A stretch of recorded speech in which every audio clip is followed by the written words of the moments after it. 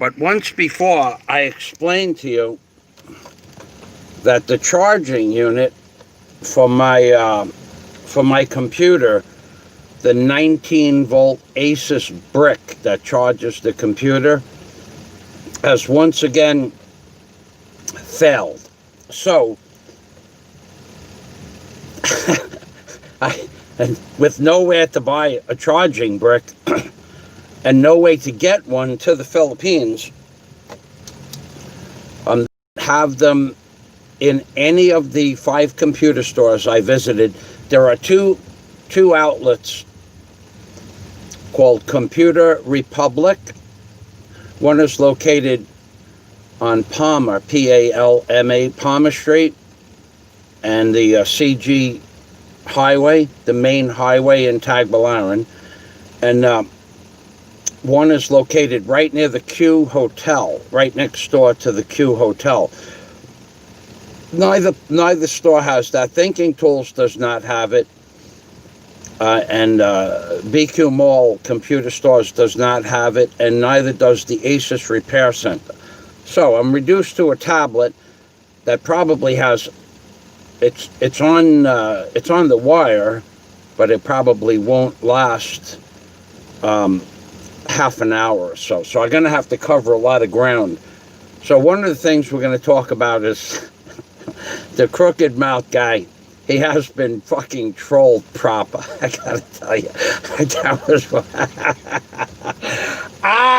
He has been trolled proper.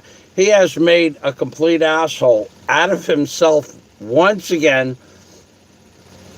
And then he threatens to call the bank on me. Well, I'm pretty sure they all know me by name, considering I've had a bank account there for going on 4 years now. And those security guards, as do most of the people in the bank, watch my videos and enjoy my videos. There are many videos of that bank. Yeah, I don't really care if you're a new friend or not. I don't believe a word of it. I think you're just a troll. So people that come on here and say, new friend here, just sit down, relax, enjoy the show. Not real interested in making any new friends, to be honest. One more comment and you will be blocked. So what we have to do is, first of all, let me show you a little piece of information you have been trolled proper, asshole. You have been trolled proper. Those security guards are the men that assist you from the outside of the bank and allow you to sign in. And then once you sign in, you're required to wear a cloth mask and also a face shield in the bank now. So typically they'll sign you in and ask you if you have your face shield, and if you don't, you'll have to go get one. And there's a store right across the street. But back to the trolling. We troll that guy proper. He is so fucking easy to troll. He is just so fucking easy to troll. He made a complete asshole out of himself once again, without even taking his pants off and showing us the cheese whiz that spews out of his ass like Spider-Man spins a web. He has made a fool out of himself once again. So let me just show you what this says on it. This says Michael Fazio, and that's been on there for a while because it's an old bank book. It's a current bank book, but I mean it's one that has been used for about 2 years. And what we're going to show you is the other side of this now. This is the interesting part. The other side, it says, you see how it says RCBC savings account? You have been trolled proper, motherfucker. And in as far as the rat mouth in the title, that suits you just so perfectly well. Because in your video, I'm going to call up the bank and let them know what he's doing. Excuse me. Those are my friends. And in fact, where I said I was going to set up a commercial account there, I had already set up a commercial account there almost a year ago. The part about the insurance, workman's compensation agents on the top floor of the bank, that's true. So for you, we give it double digits. You've been trolled proper, asshole. Again, you've made a fool out of yourself. Beyond any... You are the perfect fucking asshole. If there was a perfect asshole, because everybody has an asshole, you are the perfect asshole. You have been trolled by so many people, so many times recently, that you would think you would just give up vlogging. You call yourself a fucking vlogger. You! Imagine that shit. You haven't left your house to do a public vlog of an island hopping expedition or one of the tourist attractions on that dusty island you live on. You had to... I don't see you doing any more pizza reviews. That's interesting. So, but you haven't left your house, and when you do a vlog, it's because you had to go somewhere and you take your camera. Well, we're going over here, and this, over there is where Chris and Cebu. That's the perch. That's not a vlog. A vlog is interacting with the people, like Michael Fazio does. So if you want to do vlogging, if you want to be a vlogger, you have to be more like Mike, so to speak. Now, I don't know that I would open up this bank account book and show you something. Oh, and by the way, look, you see this where it says RCBC on it? You see that? Okay. If anybody on here right now doesn't believe that I've had an account at the bank for 3 years, I guess you could call them up. They won't give you any information without your account number, and that you can't have. However, there is another way to confirm this. The crooked mouth guy, he has a new financier. He can ask his new financier if that's true, what I just said.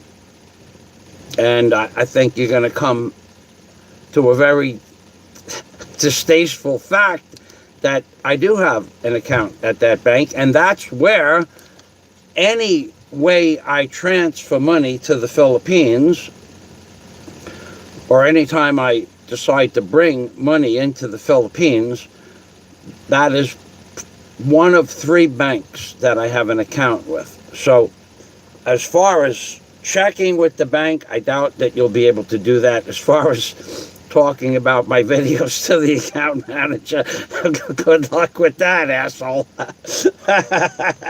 Good luck with that. I could tell you the name of the person you'll be looking for, but I'll let you just waste some time on the phone. So again, check with your new financier if in fact Michael Fazio has an account at the RCBC Bank. So that's one thing I wanted to talk about. I probably want to talk about 2 or 3 more things. I want to talk about the cement mix. I'm going to open up this bank book. I'm going to show you, maybe I'm going to show you. I don't know that I'm going to show it to you. I don't want to make you jealous or anything. Maybe I'll find my name in here. Yeah, I can do that. I could do that. Without showing you the account number, I can do that. Okay. Yeah, baby. But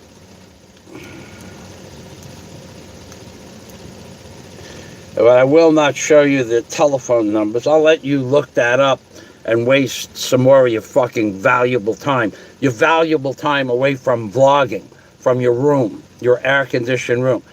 And I'm serious. I actually interact with the people that I do walkabouts with. And you have never, no one has ever interacted with you because they don't like you. They simply, or you're afraid of them, one or the other. Either they don't like you, either they don't know who you are, and you're afraid to interact with people because you have not shy, I would say insecurities. You have a lot of insecurities. I don't have any of that. So when I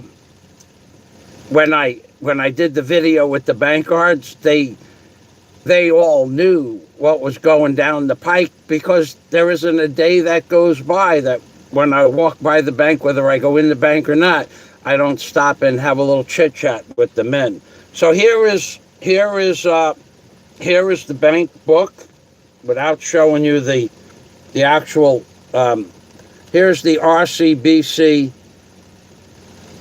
Savings Bank, Michael T. Fazio, and in Tagbilaran.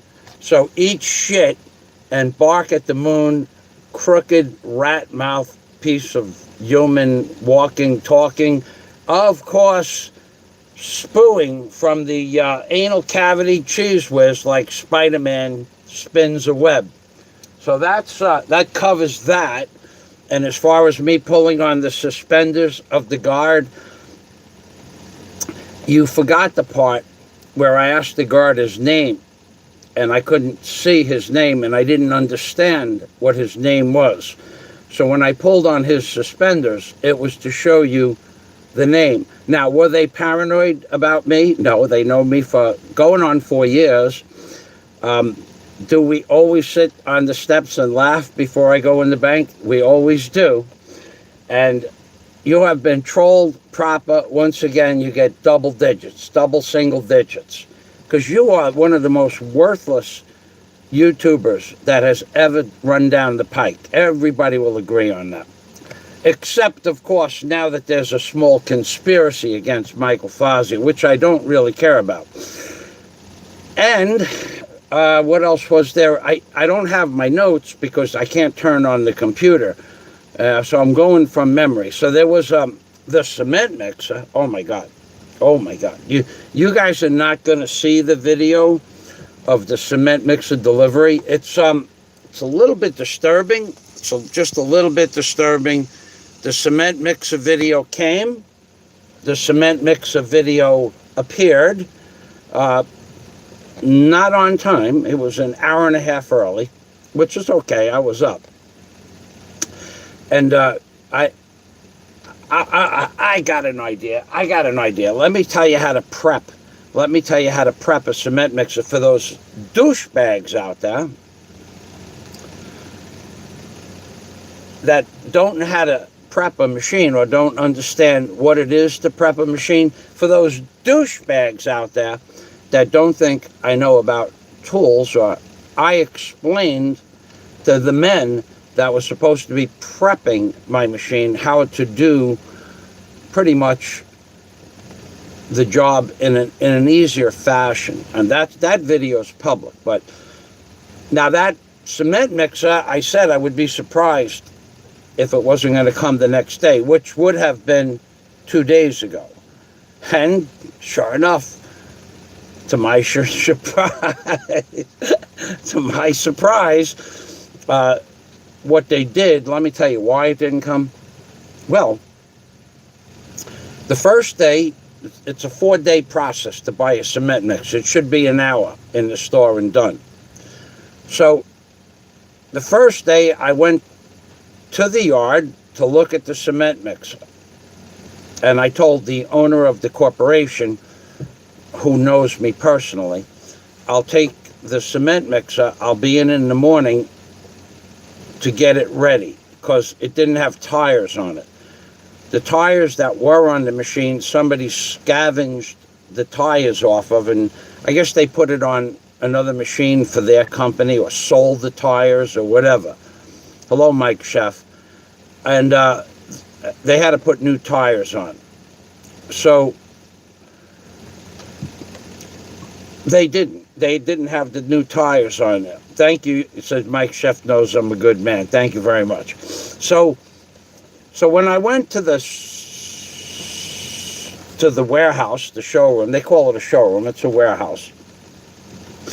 To get the mixer in the morning, it didn't have tires.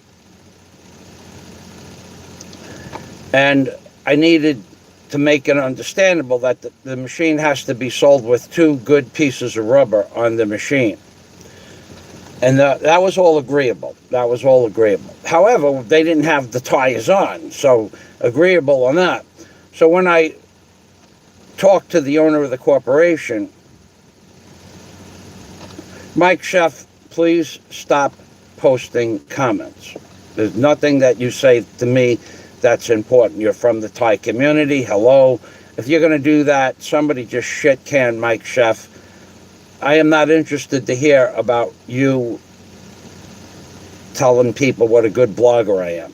That's not why I'm here. I'm trying to have a discussion about how to prep a machine, and you're going to just keep posting, hello, I'm here, I'm from the Thai community. You're a troll. Okay, now that we have that established, you can talk to somebody else on the thing, but stop directing your comments towards me. I'm not interested. Okay? I don't do these shows for you. You already got your 15 minutes of fame. Thank you very much. Now, please stop posting worthless comments. Sit here, go get some popcorn, watch the show, enjoy the show, but stop posting. That's my request. I can make you stop posting, and I will, because you haven't posted anything of any importance, and now you've stopped my show 3 times. Do it again, and I will ask somebody to end your posting career, okay? I hope you understand that.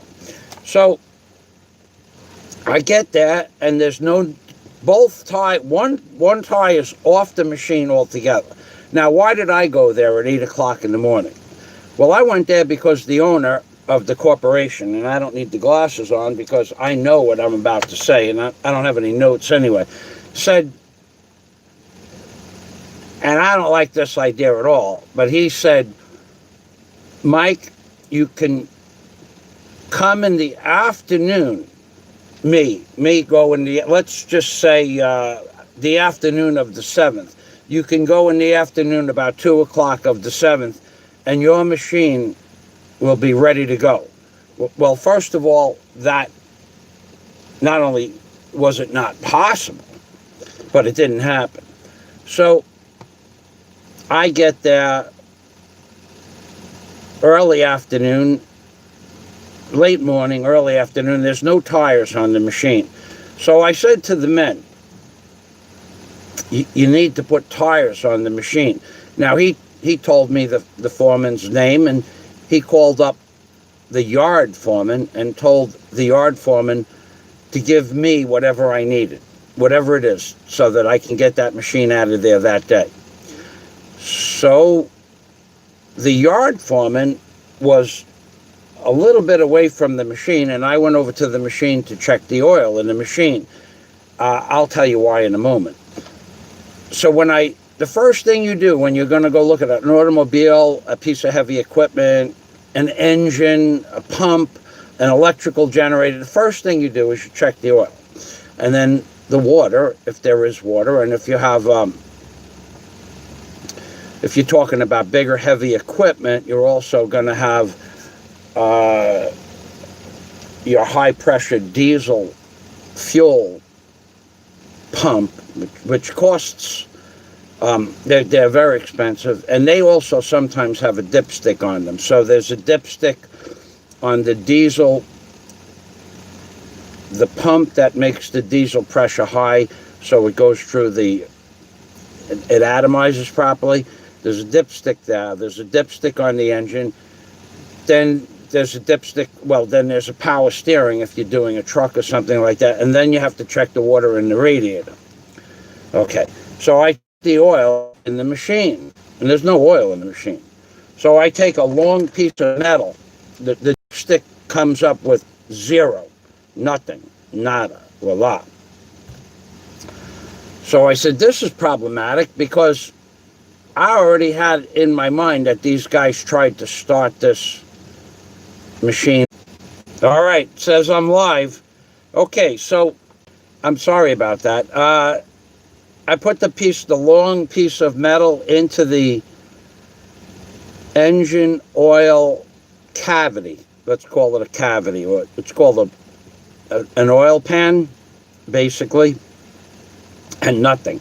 There's nothing. There's enough oil to moisten the end of the piece of metal. Now, the problem with that is If it was low oil, which this is no oil, there's a difference between oil and low oil. If it was low oil, it would have read about an inch on the dipstick, but it didn't read anything. And below anything, which is nothing, which is no oil, the engine will blow up within not long, 40 seconds, a minute, minute and a half, depends on what kind of oil you have in there, but you're looking at a run time of less than a minute on average, and there's no oil in the machine. Now, how I'll explain to you, to the douchebags out there that don't know anything about anything when it comes to motors or equipment or how engines are lubricated. On a motor car motor or diesel engine, on a truck or a machine, there's an oil pan at the bottom of the motor, and in the oil pan is a suction that's run by a gear-driven pump, typically. And the gear-driven pump sucks up the oil from the oil pan and pushes it up to the rocker arms. That's on the motor. On smaller single-piston engines, no such thing exists, to my knowledge. So how it works is at the bottom of the crank journal. I see, okay, I'm back now. I'm flashing on it, so we're getting good internet today. So let me describe how the oil lubricates the engine on a single piston engine. There is no pump or sump pump or oil pressure pump on the bottom of a single piston engine. So when that oil dipstick read 0 when I went there on the 7th, I stuck my finger in the exhaust pipe and came out with black soot. That's how you tell if the motor has been run, which doesn't mean they ran it, because they have to run it. This is for the douchebags out there, the douchebags that know nothing about equipment, that say, I don't know anything about equipment. You people are completely worthless. You've never accomplished anything in your life. You don't know anything about mechanics, and now you're talking to somebody that is a licensed A&P jet mechanic. So I'll explain it to the douchebags out there how a single engine oil lubrication system works.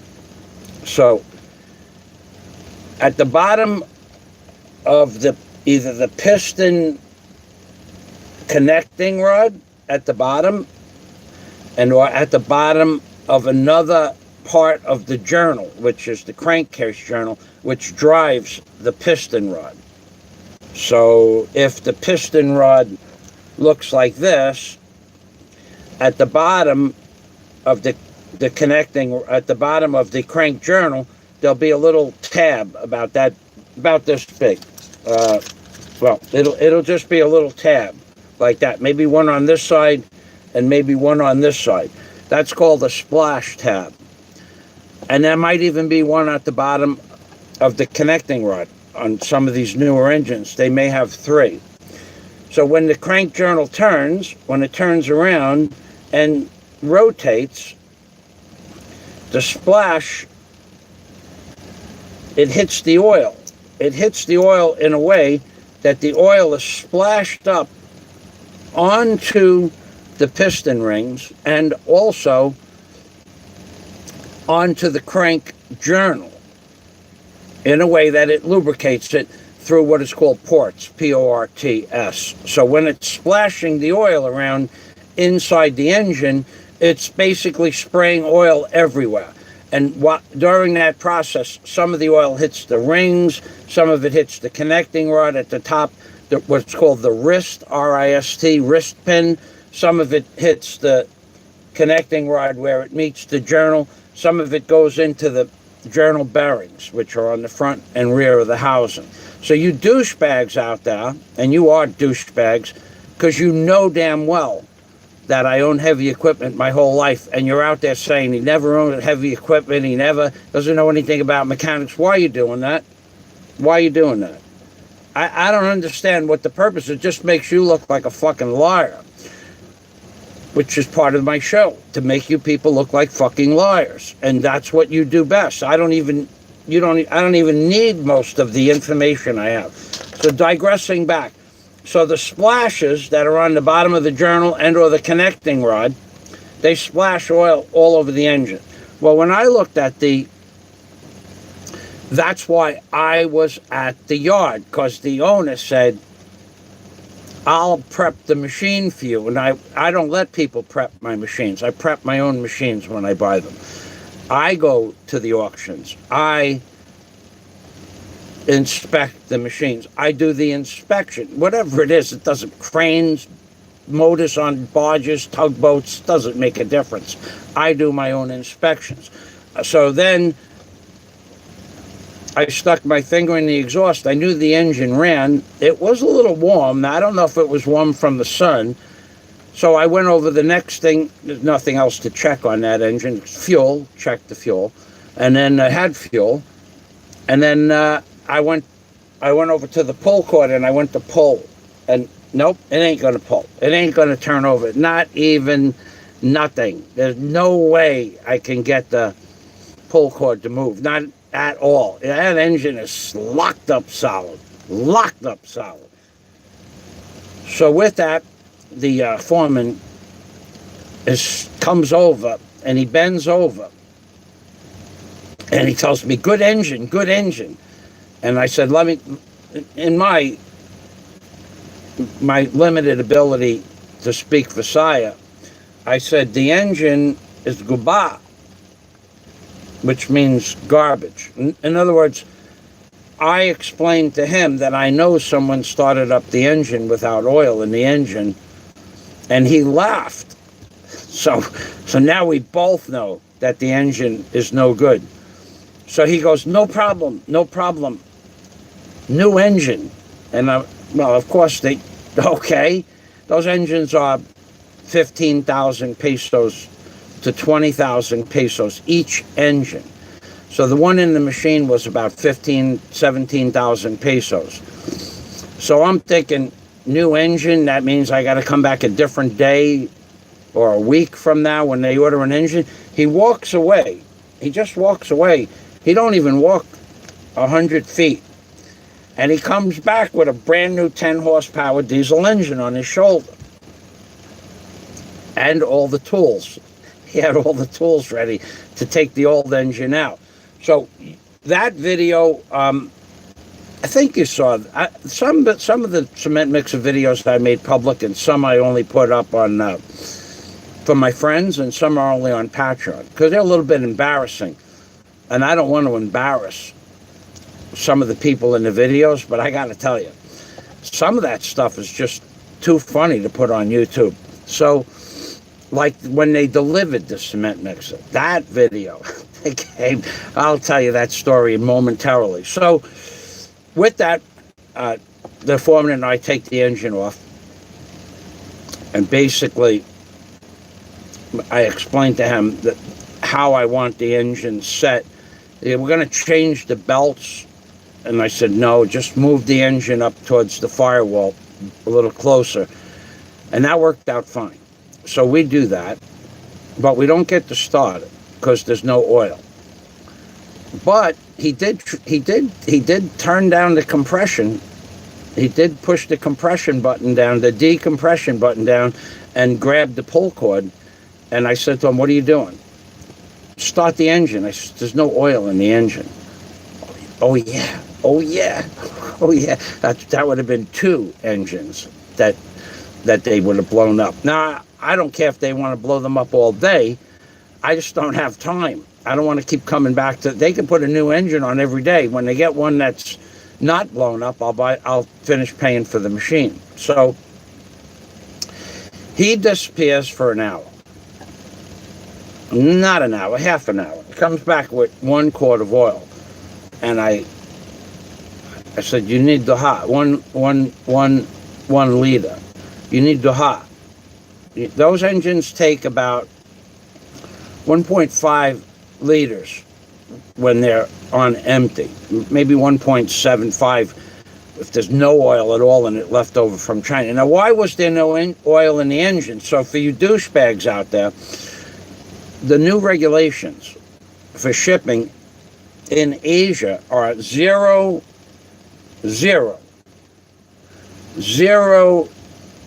engine oil, zero diesel fuel and gasoline. And if there's a Zerk fitting on a piece of heavy equipment, minimal grease in the Zerk fitting. They don't want to see grease coming out of the packing gland nut on a Zerk fitting or on a bearing housing. They don't want to see that. So that cement mixer, to prep it, is going to take me, aside from, forget the new motor, I worked on it for 2 hours yesterday because it comes dry. I have a special oil I put in the pull cord called corrosion block. This way the pull cord will never freeze up. And I have on the decompression lever, I'll tell you how to start those engines in a minute. I oiled that up, and then there's a part of all diesel engines that are set at the factory. You don't touch that. But it doesn't mean you want them to get rusty. So I sprayed the whole engine down basically with this corrosion block, which is what they use on jet skis. It's called corrosion block. It's a company in Canada. An 11-ounce can of corrosion block typically in an automotive store in America is about $30, $32, $33 now.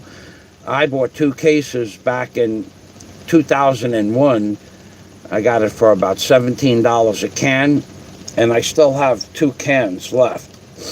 So I corrosion blocked the pull cord, the decompression lever, and the guts of the what's called the governor, inside, outside, upside down, and checked to make sure it had an air filter. It had an air filter cover, but maybe someone decided to take the air filter out. That happens too, but it had one. And now the main bearing of the wheelbarrow itself that's on the yoke has no Zerk fitting. It's the most amazing thing. This is the most important bearing on the machine. It has no grease fill. Now, you can get to that. You can load it with grease from the inside of the barrel. So inside the barrel, there's a grease cap about 3.5 inches in diameter that's bolted down. So you take that grease cap off, and inside is a reservoir of about probably 15 or 16 ounces of grease. This is for the douchebags out there that think I don't know how to do equipment or don't know anything. You people, sometimes you make me laugh, and sometimes the fact that you think you're going to push your agenda of me being not a mechanic or me being this or me being that, you're not going to do that. So for the douchebags out there, that's how you grease the main bearing. Now, me personally, I'll probably just drill a hole on the outside bearing housing of the main barrel bearing housing and I'll weld a Zerk fitting right into the housing so that I don't have to go in the cement mixer to put grease on the main bearing. That's how I'll probably modify the machine like that. Not right away, probably, in a week or so I'll get to that. I'll see if I can find a grease fitting with a base that's ready to be welded. Otherwise I gotta putz around with a light duty welding rod after I drill a hole, which I can do. I do it all the time, but I'd rather have one if they have a base, but they don't have that kind of stuff here in the Philippines. So getting back to how you start the diesel engine with the pull cord, you can't pull a pull cord on a diesel engine for even a one cylinder. Maybe, I don't know, maybe they have a small engine that somebody named Superman could pull the cord on, but typically a man, a regular man, even a real man like myself, can't pull the cord. Now, I couldn't pull it with one hand and get it started. That was something that normally I could do 30 years ago. But I had the camera in one hand, I was off balance, and I was in sandals. So I tried it about 6 strokes to pull it, and then the foreman came over and pulled it with 2 hands several times, and then finally got it started, because it was a little chilly that day anyway. So there's a compression lever on the top of the motor. On the top of the piston, what is called the piston head, it's a complicated mechanism. It's not just a lever. Inside the mechanism is a set of springs that work on pressure. So what you do is you push the lever down like this, down, and that relieves the pressure. Because otherwise the pressure is about 16 or 17 to 1. 17 atmospheres to 1 atmosphere. It's very powerful. So you can't turn, now if you could turn the engine over, it would start right up. If it had an electric start, you could do that, but by hand you need to take the lever and reduce the pressure in the piston to basically 0. Then after you pull it as hard as you can, what will happen is the piston will make one cycle. When it cycles to the compression stroke, if you pull it fast enough, the lever on the top that you just pulled down, there'll be a pressure buildup when it's coming up to the compression stroke, and it'll kick the lever up like this. And then the piston will hit the top dead center, TDC, top dead center, at 16 to 1 compression ratio, and ignite the fuel. In case you guys are wondering how a diesel engine works. That's the same for any diesel engine. Now, like I said, if it has an electric starter, then the starter will override it. You won't need to start the engine with a decompression lever. Now, I had a 20,000 watt diesel generator that had an electric start, and it had a compression relief valve on it, which made the starter start the engine really easy on a cold day. Because on a cold day, it requires a little bit more effort for the starter. But if you have the compression release valve on the engine will spin fast. Then that relief valve, like oil, you just flip up manually, and it'll hit top dead center and compress the fuel, and combustion starts. So that was why I wanted to be there.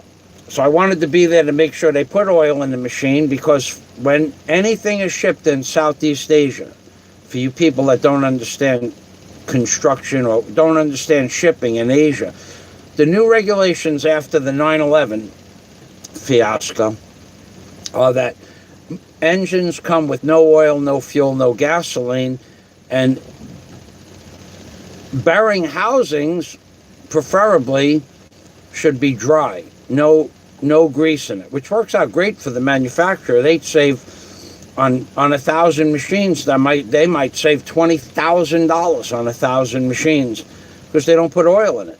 And if somebody's not smart enough to grease the machine before they start it, they'll be calling up the engine manufacturer after a few hours of running the machine, that main bearing, and calling up and asking them for a new bearing. When in fact, if you grease the bearing properly from day one, the bearing will last 25 years. I mean, everyday use, probably everyday use, 7 or 8 years. Occasional use, 25 years. The machine will outlast most people's lifespans. So I need to grease and or lubricate 6 points on the machine. They're called points, grease points. Now, in addition to that, the tires that they gave me, they went and got new tires that day. He comes back with a tire. I look at the tire, but that's not going to work. Yes, sir, good tire. Okay, if you say so. If you say so. If you say it's a good tire, it's good. Put it on the machine. I don't care. I don't care about the tires. I could care less. I have spare tires for that machine. If I don't have them, I can buy them for about $10 used. So I don't care about it. All I need are the tires to be on the machine for the delivery. After that, I bring the tires to the local tire shop and they'll give me new tires for $10 a piece. Used, but good ones. So he puts the tire on the machine, the one tire, which I knew that was going to be okay. But I don't know if it's going to hold there, but it was a good tire. That one held there. So he goes, he just came back from the tire shop now. He took one tire to the tire shop when both tires were flat right down to the ground, and they might have been sitting on flat they were sitting there long enough for the rims to make a mark on the sidewalls of the tires. So I didn't think that you could get that tire blown up. I was right about that too. So I said to him, what about the other tire? This is like 3 o'clock now. So when he left for the tire, he goes, yes, sir. And he leaves and gets one tire back at 4 o'clock. So him and I and a man named Joel, we put the tire on. I said, what about the other tire? Yes, sir. And he goes over to the other side, and we had to pick up the cement mixer and put cribbing underneath it, blocks, wooden blocks, cribbing. And when we get the blocks underneath, we take the tire off, and he disappears around 4 o'clock. He comes back at 5 with a tire, that decent enough tire. And now it's 5 o'clock. I says, okay, let's bring the machine to my house. No, sir, tomorrow. I said, okay, I'll be back in the morning. Well, just before I said we bring the machine back, I said, did you bring oil? No, sir. You need to put oil in the motor. Yes, sir. So he had brought 1 quart earlier.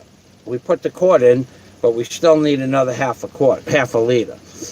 So in the morning, they brought the other oil. And I think they even brought it that afternoon. Somebody went and got it. So when they said they're going to prep the machine, they left all the plastic, vacuum wrapped plastic on the machine. There was no oil in the engine. There was no grease in any of the Zerk fittings, the grease fittings. The main bearing housing was dry. It was no grease at all. They might take the amount of grease that you would put on your face if you were putting on base or something like that, where the girls put that cosmetic stuff. They put like a dab of white, and they smush it around. They might put like 1/10 of an ounce of grease in the bearing, just so they could run it at the factory, just for the few minutes they run it at the factory. So that was something else I wanted to talk about. And I could talk to you about prices, the cost of living in the Philippines. I will tell you, I am astounded at the new prices. The new prices are amazing. Considering no one is working, sand by the cubic yard. I could show this to you.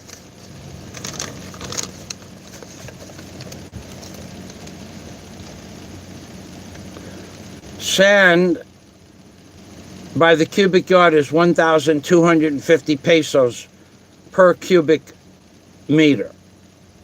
That is up 15% from last year. Rock, I don't remember what rock was. Rock, gravel, 3/4 gravel is up 25%.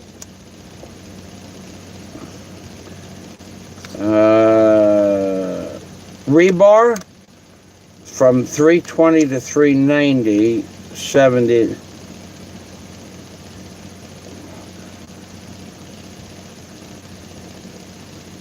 It's up 20%, rebar. The cost of rebar. Rebar is up 20%. Wire tie, number 16 wire, galvanized wire, went from 1,000 pesos per roll, which I have a roll stashed. That's all I'm going to need of that material for now.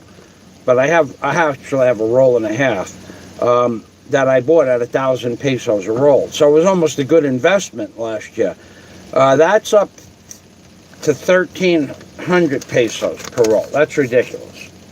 I mean, that's a 30% increase. Where is that one here? That's a 30% increase. Where is it? Get over here. Here it is. Where my two fingers are.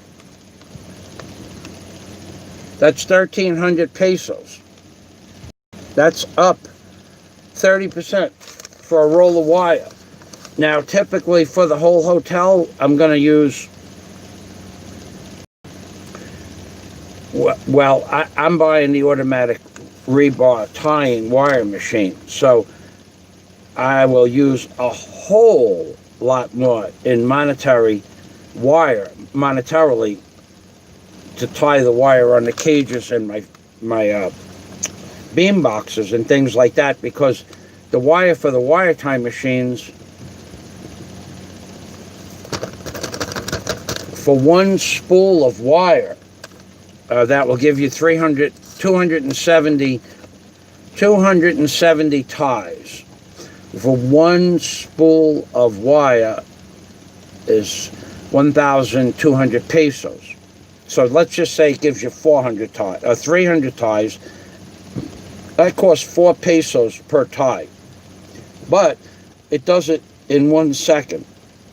So if you're doing 100 ties and it takes 100 seconds, by hand it could take 6 hours.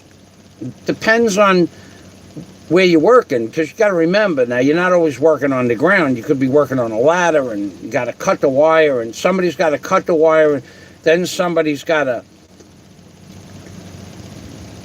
put the wire in a pouch for you, and you have to have it in your pouch, and you have to take the wire out of the pouch. I've seen guys work on stuff where one cage might take 4 men half a day. With the wire tire, if it works the way it's said to work, you could tie a cage in about an hour. One man could do it all by himself. So it takes off for 4 men for 4 hours. That's 16 hours of tying.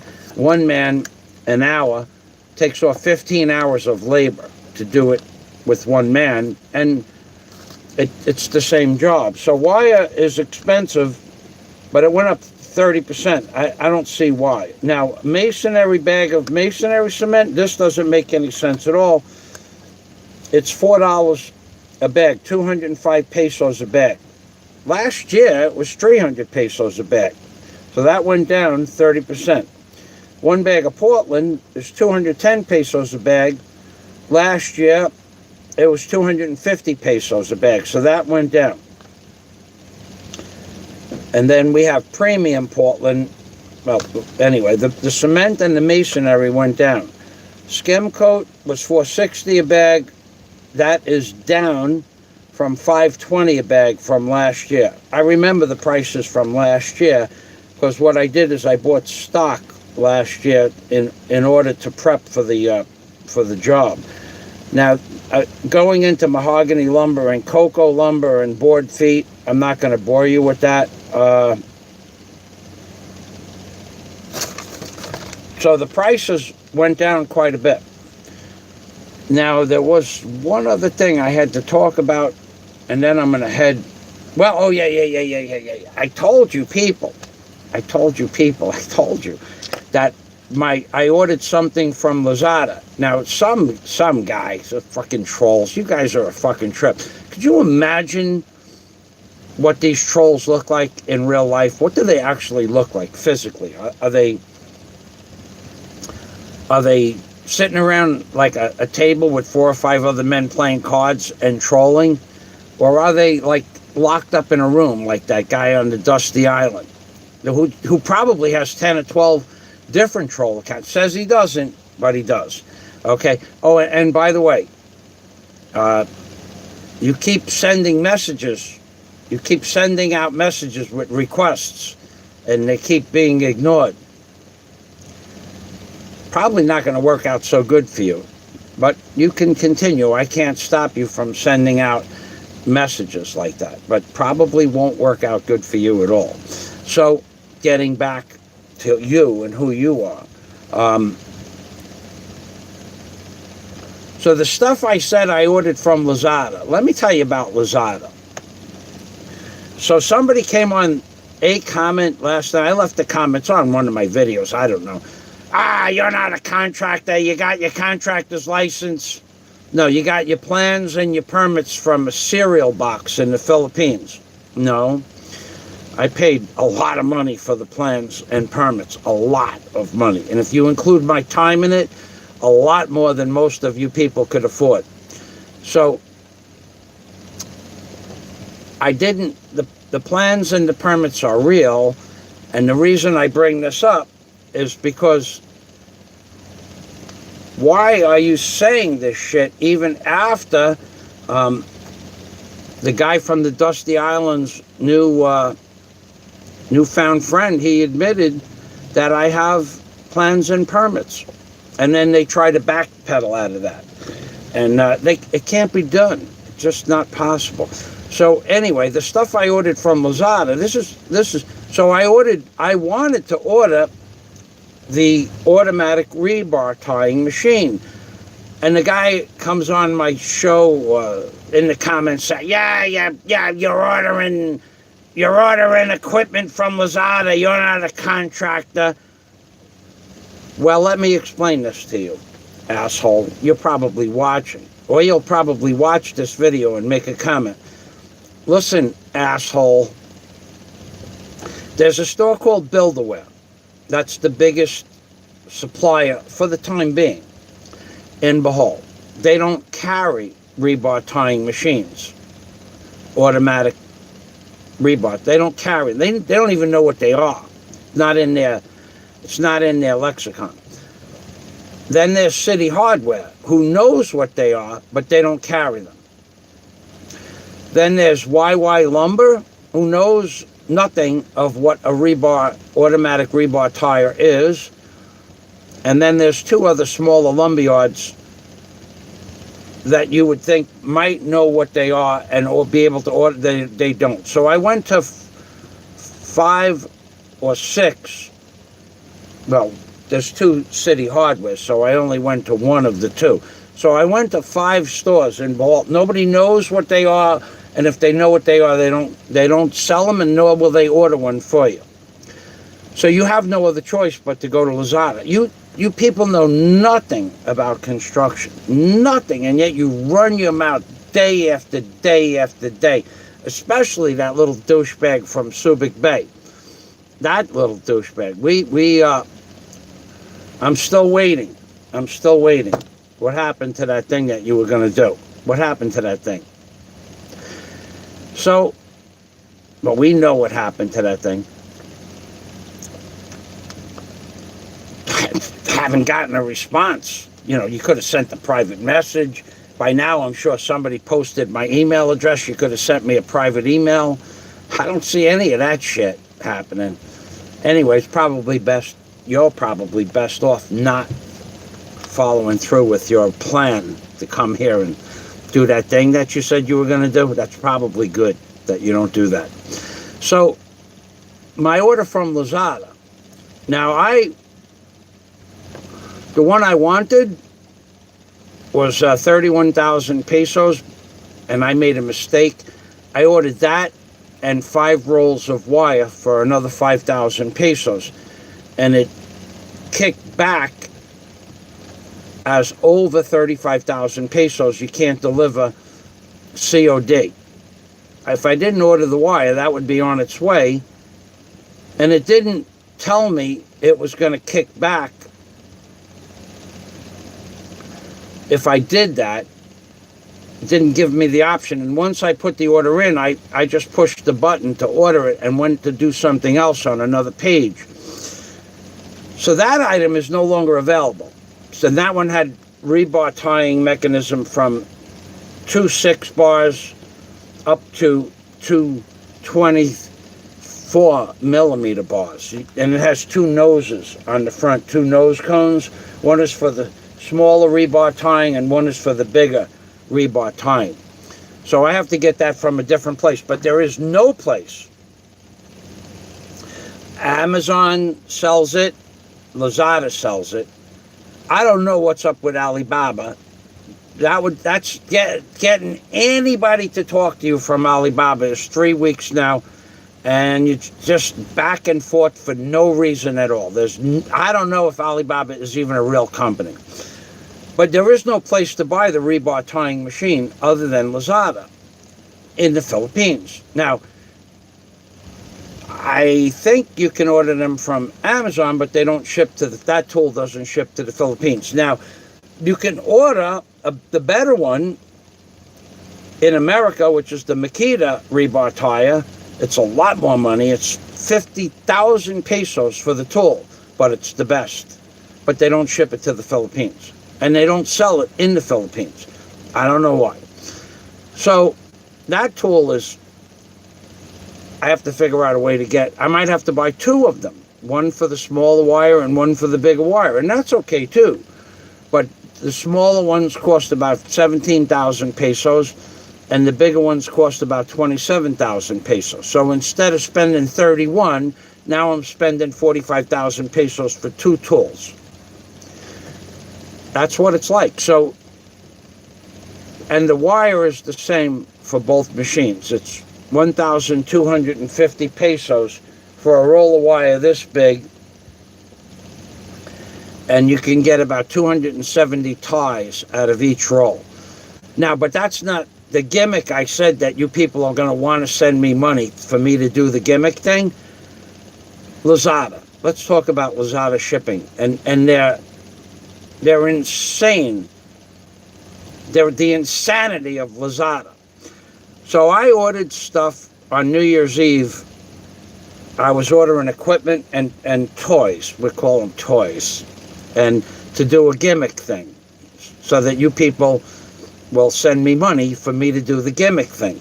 Because that's what you want. You want to see stupid shit? Well, I got a stupid gimmick coming in the mail. So when I ordered,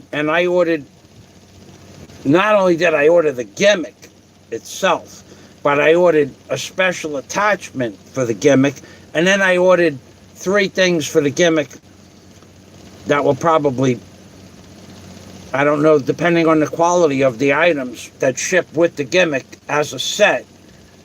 I ordered 2 extra items for the gimmick. So I ordered the original gimmick plus 2 more working parts for the gimmick that might wear out.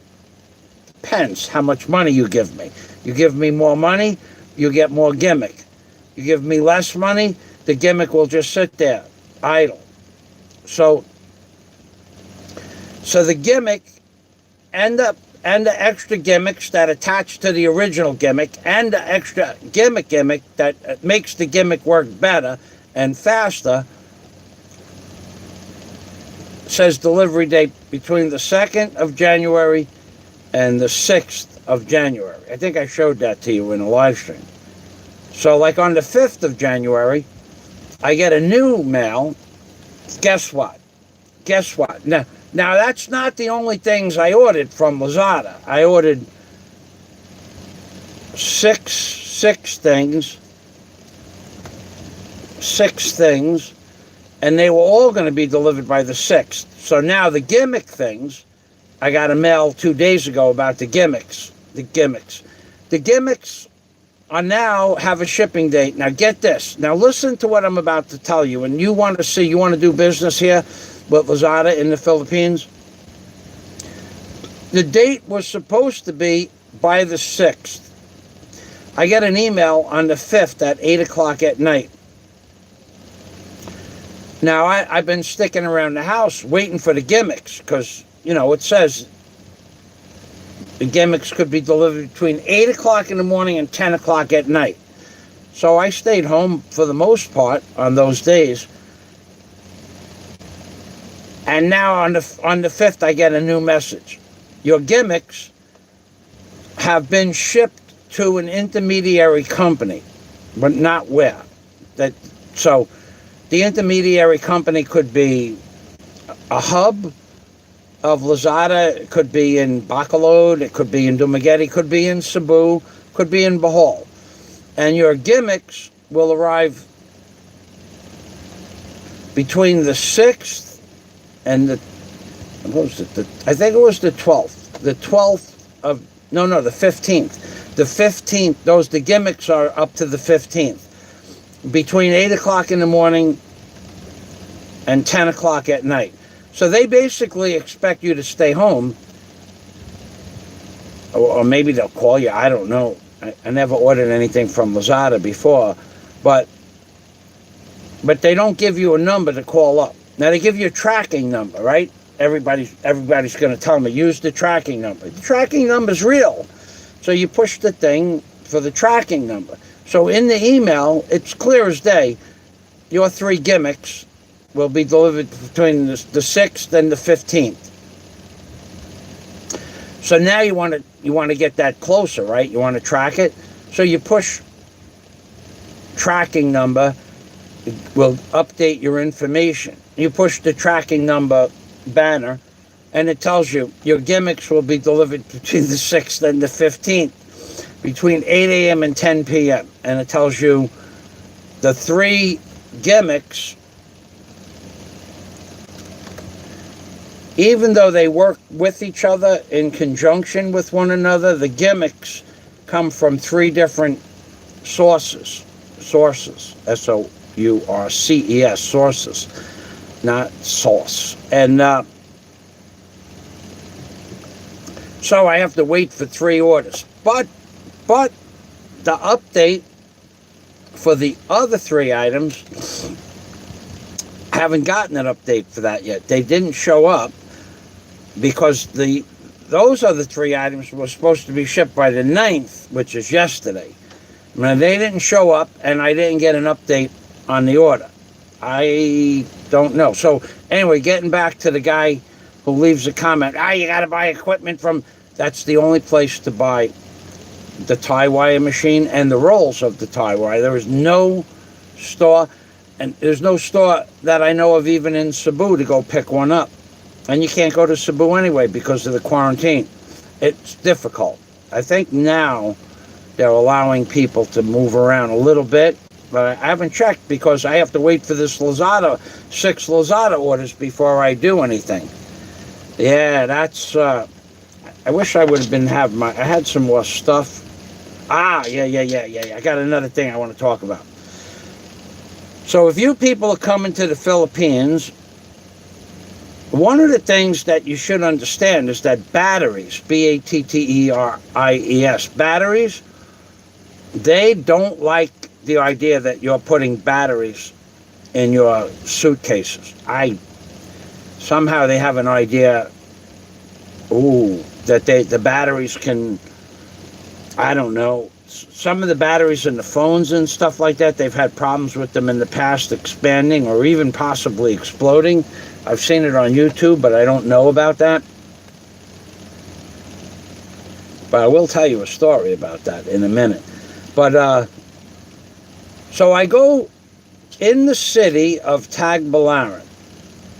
There is a store. I go to the store not so often, once or twice a year. It's a discount store. And in the discount store, they have stuff that doesn't work, stuff that's broken a little bit, some stuff that's new, but they have batteries. The double A and the triple A and the D batteries and stuff like that. And they have them right on the counter. Now, a set of 4 AA batteries is 18 pesos. Now, so for what I use them for, oh, they'll last a year for 18 pesos. Unless you leave the item on, and then they last a few hours. So you lose 18 pesos, 36 cents. So I needed a set of batteries. I want to tell you something. If you come into the Philippines and you use batteries, I suggest you buy the rechargeable batteries, number one, because a set of 4 rechargeable batteries in the Philippines is $20 for 4 AA batteries, $20. $10 for 2 rechargeable batteries, $20 for 4. And those you can get on the plane easy enough. They don't have a problem with the rechargeable batteries, but the batteries, the alkaline batteries, they have a problem with those. So I need a set of batteries, and I said, well, you know what, I'll just go into 7-Eleven and pick up a set of batteries, because they have batteries, right? Their batteries are 97 pesos. So that's exactly 4 times the price as the batteries that you'll buy in, I forgot the name of the store. Anyway, so I suggest you bring batteries. Let me see if there's anything else. Plywood. You gonna build something here? They don't have plywood on this thing, I don't think. I don't know if they have plywood. Yeah, they do. Do they have plywood on here? Well, plywood. They have Chinese plywood. We all know where that's going. That's no good. Now that plywood, the Chinese plywood, if you don't use form oil, that's the first time you use the plywood, what'll happen is it'll suck. It's hard for me to describe it to you people. You don't understand construction. But it's 1, 2, 3, 4, 5. It's 7 layers plywood, this plywood. However, the core layers are like, 3/16 or less, 3/32. They're not big. They're less than 1/8 of an inch. So there's 1, 2, 3, 4 of those. There's 4 core layers that are about 1/8 of an inch, and then there's 2 outside layers which are exactly 1/16 of an inch, because it's not 3/4 plywood. It's like 9/16. If you use the plywood for a form and you don't put form oil on it, and you don't pull the forms off before the concrete sets up, sometimes you can do that, sometimes you can't, it'll take the outside layer of plywood off. So you'll have, basically, you'll be able to use a sheet of plywood one time. Now, if you put form oil on it, you might get 2 or 3 uses out of it maximum. Then you throw it. You can give it to the locals, and they could, make a doghouse, or they could use it for whatever they like. But the skin will be gone on the outside of the plywood. You could flip it over, get 2 uses maybe on one side, 2 uses on the other, and then basically you have a bunch of fiberboard that's ready to fall apart. That's 1,120 pesos, I want to say. That's like $23 a sheet. That's for the Chinese plywood. But wait. They have local plywood. That plywood, the owner and I were talking about the materials. Well, I'm not going to buy a single sheet of plywood from that guy. I bought 2 the other day. I needed to do something in the backyard. One of the Chinese plywood fell apart. I had to replace 2 sheets of decking. So the local plywood, that's 1,000, for me, 1,400 pesos. For you, 1,500 pesos. He's giving me 100 pesos off. So I says, how many uses on the local plywood? 2 uses. 2, maybe 3. So I said to him, what about that black plastic laminated 9-ply phenolic resin injected plywood? So it's basically the sheets of wood that make up plywood, and instead of using glue, they use a phenolic resin, and they press the sheets at 100,000 pounds of pressure. They put them through giant rollers. What about those sheets? Now, in America, they were $100 a sheet, but they didn't have any available when I was in America last year. And here, they're $100 a sheet. But here, the biggest lumberyards in Bohol, they don't carry that product. And why don't they carry that product? Because the other plywood is $20 a sheet. You can only use it once or twice. The real phenolic resin plastic laminated plywood, black, if you put foam oil on it, you can use it 25, 30, 40 times.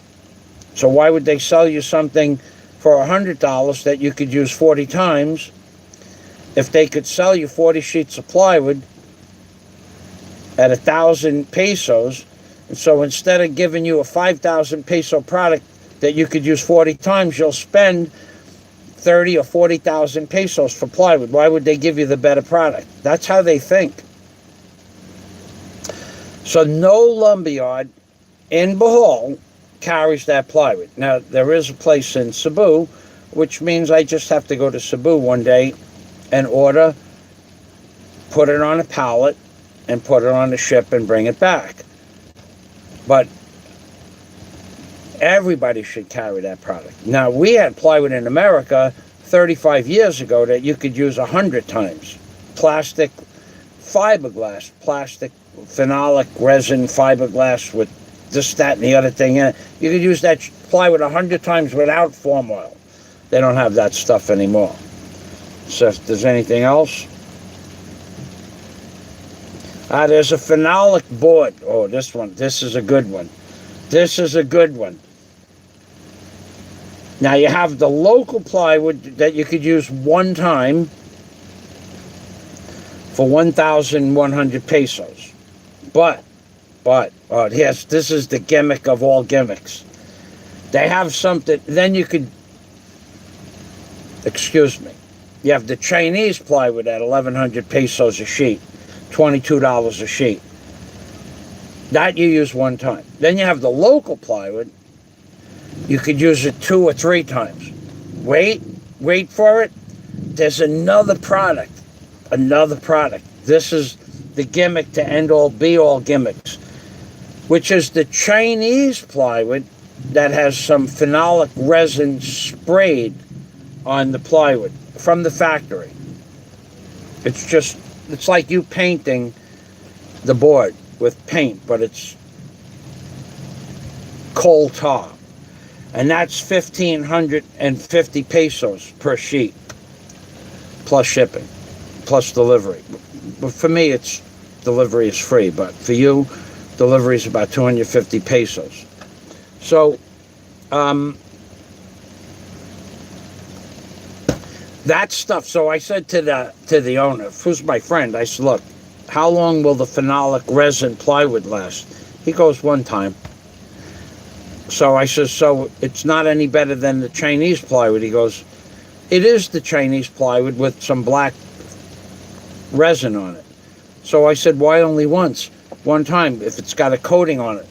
Because the concrete sticks to the black rosin or the phenolic coat.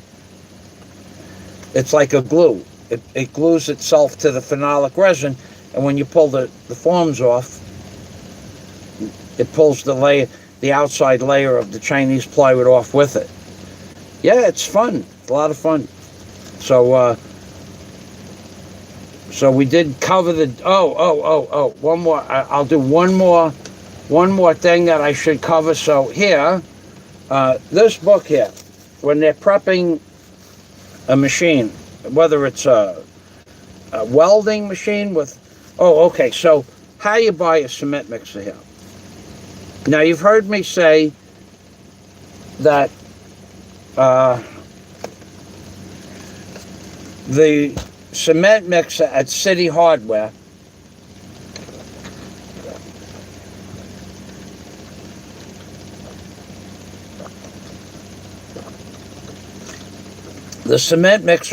Hardware, 60,000 pesos with an 8-horsepower engine. Gasoline engine. I don't buy machines with gasoline engines. I just don't buy them. Oh, the rebar bender. I got an update on the rebar bender and the vibrating tool. So I said to the lady, what about putting a diesel engine on it? No, sir. What do you mean, no? You sell diesel engines here. Yes, sir. But we don't change the motor. But you can buy a motor. So I said, so the machine will come with an 8-horsepower gasoline engine? Yes, sir. And then I can buy a 12 or 10 or 14-horse diesel? Yes, sir. How much is that? 20,000 pesos for the 14-horsepower engine. So what would I do with the 8-horsepower gasoline engine? Sir, it's your engine. In other words, you could do whatever you want with it. So I didn't like that option. So for 60,000 pesos, you get a gasoline-powered cement mixer. Same. Let's just clear this up. The frames, the barrels, the yoke, the mechanism for dumping, the gears, the dogs that lock up the gear mechanisms, they're all standard. It's like a box. A box is a box is a box. Different color, different thickness, but it's the same. So whatever make or brand it is, there could be 5 different brand names, and they're all the same machine, made at one company in China somewhere. So that was 60,000 pesos, but if I wanted to buy a diesel engine, it would have been another 14 or 15,000 pesos. So as in the title, I said a 30,000 peso mistake is in my favor, is because they did blow up the first engine. It blew up. It was garbage.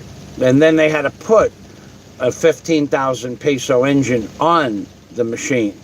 So I got a 2-horsepower more powerful engine for the same price. And there was no argument. There was no request for additional monies. They understood that it was their responsibility that they blew up the engine. So that was nice. And the rebar bender, I have confirmation that the rebar bender can be shipped, and it's in stock, because they went out to the warehouse and physically looked, and the vibrating tool for the cement is in stock. So confirmation is on for that. I just have to work out some things with the owners of the company, because I have other things that I want that they have on their website, but they don't have in that warehouse. So what they're doing is they're going to try to get some of the things I want that they supplied other warehouses with and buy them back and then ship them to me with the one shipment. So the rebar bender is in stock.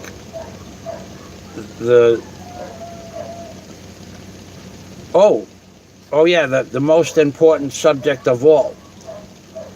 Where am I gonna? I'm gonna put the stuff over there next to the refrigerator in case I ever build something. I'll have it in stock. I might as well start stocking tools.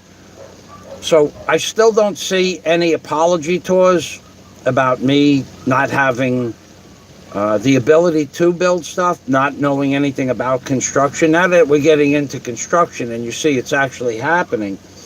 And I did tell you the beginning of January, and that was always the scheduled date, the start date, because that was the scheduled start date. I have a friend of mine named Spanky. He even said to me about 3 months ago, it would be good if you could start work in January, Spanky 9067, because it's a nice time of the year. Right now it's raining out, which won't stop me from doing my next project. I have to take the plastic wrapping off the machine, and I'm going to do that with a strong solution of soap and a stiff bristle brush, and whatever comes off, and the rain will help the soapy solution wash off whatever dust is on the machine, because the machine is white. You can't see the white dust that's on the white machine, but it's heavy. You can see it in the machine motor. Oh, yeah. Oh, man, I can't show this to you. I had a video of them delivering the cement mixer. You want to see a Laurel and Hardy comedy act?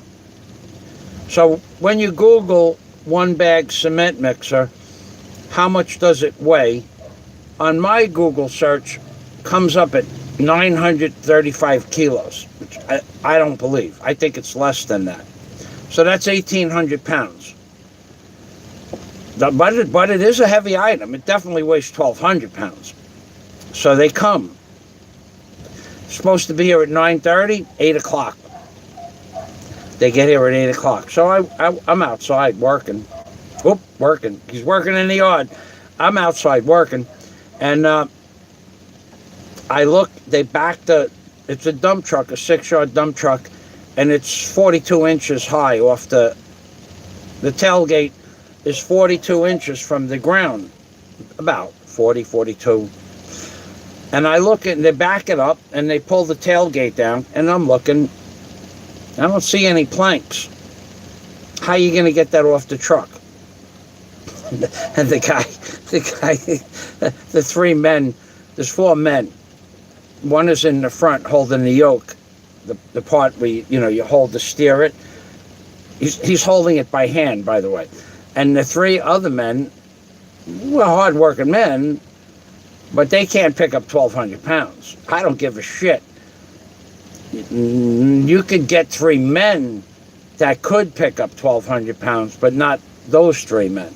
Not that they weren't strong, but there's no way that a 5'5" man that weighs 145 pounds, even though he's all muscle, he's not going to be able to hold 400 pounds up over his head. The other man was 5'10", and he weighed 140 pounds. He's not going to be able to hold 400 pounds up over his head, and there's no way for them to grab the back of the cement mixer anyway. So they backed the truck up, and I said to the men, "Where are the planks?" "No planks, sir." So I sent this video out to my friends. I won't post this on YouTube. It's not embarrassing at all. It's funny.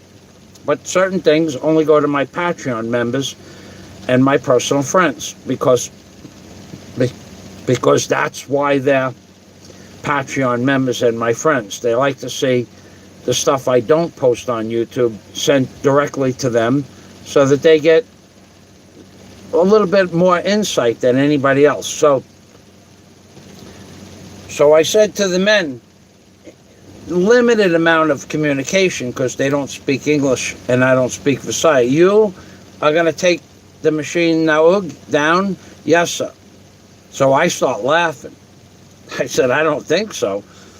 So I said, "Go ahead, pick it up." Well, they can't do that. So they got behind the machine and they all went like this, and nothing happened. Nothing at all happened. Like nothing happened at all. Like they didn't get it up a ½ inch. They didn't get it up a quarter inch. They didn't lift up one side of it, because it weighs 1,200 pounds, and that's the side the engine is on. So nothing happened. So I said, "Maybe you should go get planks." "Yes, sir." So they went and they come back. And they have 6-foot planks. They're going to put the planks on an angle about like that off the back of the truck. and who's going to hold it from falling down? The guy that weighs 125 pounds that's holding the yoke. So I have lots of stock on the property for getting ready for the job, and I had planks, but they were buried underneath some scrap wood that I was scrapping out for the neighbors. Some of the white wood that they sold me 4 years ago, it just has no strength to it anymore. It's not good for anything but cribbing. So I was stripping it down, and any good pieces I put to the side, and all the junk I put to the other side, and I give it to the neighbors for firewood. So, but the planks were holding up the deck that I was working on for that job to give to the wood, the free wood for the neighbors. So I says, all right, we'll use my planks. So my planks are 14 feet long, and we put them on the back of the truck, and they were going to like roll the cement mixer down on the planks this week. Put the plywood on top of the planks, because the wheelbase is 42 inches and the plywood's 4 feet, and the planks won't flip. It can't roll off. It'll be better that way. No, sir. What do you mean, no, sir? Put the plywood on top of the planks, polyhope. So they did, and it worked out beautiful. It was like magic. So that video's finished loading. However, I don't have a computer, because my brick that charges up the computer took a crap again, and no matter how hard I hit it with the hammer, it won't go back on. I don't know why. And I can't buy another brick, so I don't know when I'm going to have a computer. I guess I'll have to go in after they make the Lazada deliveries. I guess I'll have to go into the city and pick up whatever computer that they have in stock. I'll get a regular computer. I didn't want to do that because I was in Computer Republic, and they have 3 i3 computers for 27,000 pesos. That's absurd. The price is absurd.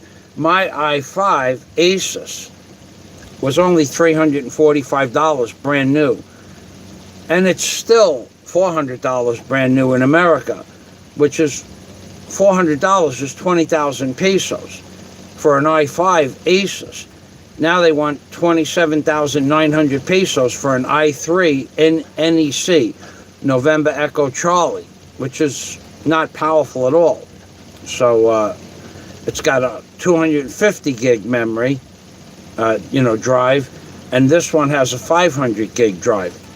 But the prices of computers are ridiculous here, but that's what I'll probably have to do. Probably have to go out, and if I do that, I'll name it after the person that gave me the money for a computer. Thank you very much. And I'll deal with the rest of it as it comes along. But this lockdown, gotta tell you, the lockdown for a thumb drive in Computer Republic for an 8 gig thumb drive, they're $12. How is a thumb drive that you can buy for $3 or $4, that I have 100 of them, but I paid $3 or $4 a piece for them. How is a thumb drive worth $12? Forget about me. What about a Filipino that makes $1 an hour? How do they pay $12 for a thumb drive? That's a day and a half of just working for one thumb drive. So I said to the lady, these thumb drives, they're 600 pesos. I said, these thumb drives are 280 pesos last year. Yes, sir. They were just under $6. I said, how can you double the price? Sir, no stock. So nobody is getting stock into the Philippines. Nobody is getting computer stock. Nobody is getting external drives. Nobody is getting phones. They're all some company called Huawei or Yahweh. I don't know how to pronounce it. All the computers in most of the computer stores are Huawei or Yahweh or NEC. There are no more Hewlett-Packard computers. They're gone. There's no Asus computers. They're gone. You won't see. And if you see an Asus computer, the ones that were 39,000 pesos last year are now 57,000 pesos. They're double. So if you think that the lockdown is not affecting everything and everybody, it is. It's affecting me, I'll tell you that. Most of the equipment that I had to order, special order, and wait for it, should have been available locally or at least in Cebu, and now nothing. There are no hydraulic rebar benders in Cebu. Nothing. That's another thing. Being that it's raining, I'll give you one more story. Last year, I told this story before, but I'll tell it again. Last year, I wanted a hydraulic rebar bender. That's the name of the tool.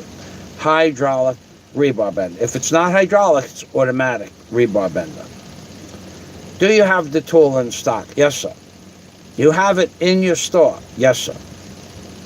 So if I come there, now this is going back 2 years now because Daisy was with me. If I come there, you will have the tool in stock. I can buy it and bring it back on the ship. Yes, sir. It's got to be 2 years ago. It was probably, it was June. I don't know. It's going, if Daisy was with me, it was more than 18 months ago. So I go to Cebu, not for that. I go to Cebu. When I go to Cebu, I plan to do, at that time, I would do my 6-month visa extension. I would do, look for computer gear at either Thinking Tools in Cebu or another computer store that's in Cebu. It's in the Octagon. Octagon Computers. Octagon is it's in the Ayala Mall, Octagon Computers. So I will do my shopping, and then I will also go, there's certain other things that you just can't get in Bohol that you can get in Cebu. For instance, I needed a battery charger. Well, here, the battery chargers were like 5,000 pesos for a little trickle charger. And I'm going, that's $100. You can buy a commercial duty battery charger from Napa for $100. So I didn't want to buy one here. So I called up the Ace Hardware in the J Mall, and they had battery chargers for 3,000 pesos, 2,800, or was it 2,200? Either way, they had them in stock. So I'm going to save. The item is only this big. It's only 6 inches high by 9.5 inches wide and 10 inches deep. So there they had it for 2,200 pesos. Here it's 5,000. So I saved 3,000 pesos just by buying the same. It's the same battery charger, 6-amp battery charger. Different name, same thing. So there's things in Cebu that you can buy for 1/3 the price. So it pays to go there. So I go to that store, and then I take a cab to the warehouse that has the automatic rebar bender, yeah? Hydraulic rebar bender, yeah? I go there, and I talk to the salesperson. Yep, I'm the person you talk to about the rebar bender. Where is it? Over there, sir. Can you show it to me? Because over there means nothing to me. The warehouse is huge over there. So what am I supposed to do? Go research where the rebar bender is? So the woman comes out from behind the desk. She's supposed to escort me to a tool. It's a warehouse. Well, I can't look through a warehouse for a tool. So she brings me over to the shelf and she says, right there, so it's a handheld rebar bender. With a lever on it. And I says, when we talked on the phone, we talked about an automatic rebar bender. Yes, sir. Rebar bender. All she heard was the word rebar bender. So had I gone to Cebu for an automatic rebar bender, just for that, it would have cost about, for the two of us to travel for 2 days with hotel, about 7,000 pesos. Wasted. But I went for other stuff. So there was another warehouse that there was a man, he had an automatic rebar bender also. So I went to the second store with the automatic rebar bender, hydraulic, and that store I even had a price for of $4,500, rebar bender and cutting machine.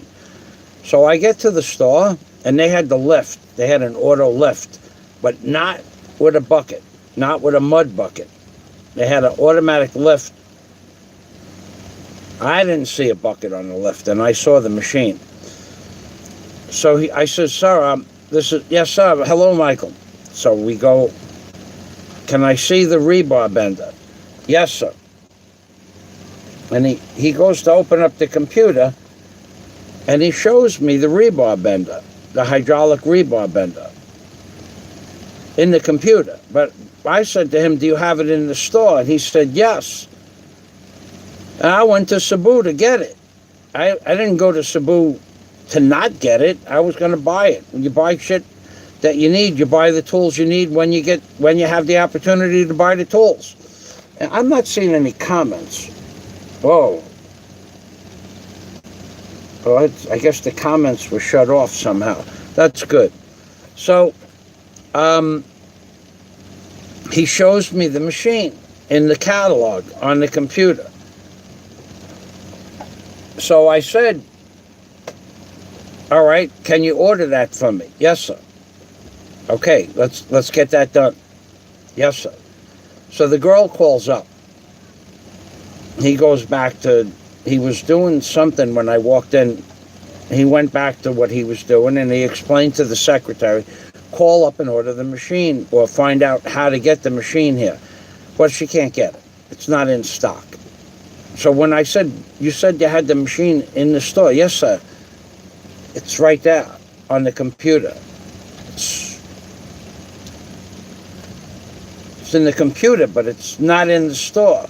But theoretically, the machine is in the store, right? Because the computer's in the store, and the picture of the machine is in the store, so theoretically, the computer is in the store, right? I mean, the machine is in the store, but the machine, even if the machine wasn't in the store, can you get it? Yes, sir. Well, they couldn't get it. Out of stock. So, I didn't buy the lift, and I didn't buy the rebar bender. Because in stock, what they hear is rebar bender. Even you say the word, preface it with automatic rebar bender. Preface it with hydraulic automatic rebar bender. Yes, sir, in stock. And you'll go there, and they won't have it. They'll have a rebar bender, but not hydraulic or automatic rebar bender.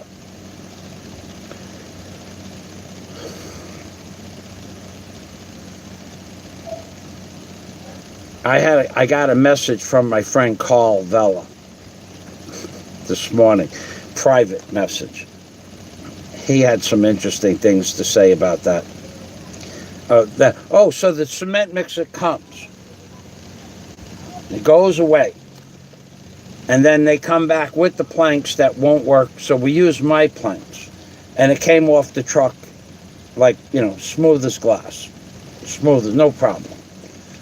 And then we put the planks and the plywood back out of the way, and they brought it in the yard for me, and now I have to prep the machine. It'll be about By the time I get it painted with my color, yellow, it'll be at least 10 or 12 hours of preparation to get the machine filled up with grease fittings pumped into the fitting, cleaned up and painted, and then I have to work on getting the rebar bender here. I don't want to have all that equipment just laying, waiting for me to work on it. I'll get one piece at a time, so that, because I don't think I have to do much for the rebar bender. You just put oil in the well. But I also have some logistics to do on the property. I rented another piece of property. And I have to get some things moved from one property to another place. So for those of you who think it's easy to build stuff in the Philippines, well, the work is the easy part. Jack Thompson, if he was here, he'd tell you the work is the easy part. What the hell is going on here? I see pesos. I see Super Chat. I didn't see it on the... I can't see the comments. Whoever sent me all that Super Chat, thank you very much. I can't see... I see the comments from when the first time the screen... Let me see if I could see something a different way. Top chat, live chat. Let's see if I see it. Ah, now I see it. Okay. Okay, Lewis, I'm sorry. Okay, oh my God. All right, so now we're going to start a whole new topic here.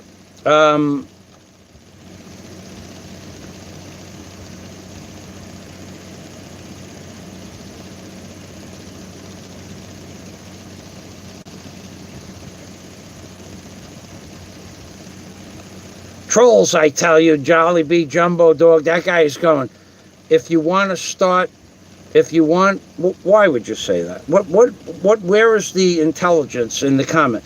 If you want to talk to yourself, why do you do a stream? I'm giving you people information about what it's like living in the Philippines. Or you could go to that other shitheelers channel, the Crooked Rat Bastard channel, the crooked rat bastard, the cheese-eating guy. You go to his channel, and I only just found out how to turn the comments on. I haven't used this tablet in 6 months. Maybe that's what you're talking about. And he just sits in a room all day pontificating about how fucked up everybody else is. That's right, Tommy boy. And he has 16 accounts. Between the thumbs down troll accounts, there's 16. Tommy boy, thanks for stopping by. Yes, he's a hater. Nothing for him to rant about. Why talk about a guard? Well, the guards know me. All right, always needs to berate him. That's right. Inertia friction welding is cleaner and better results.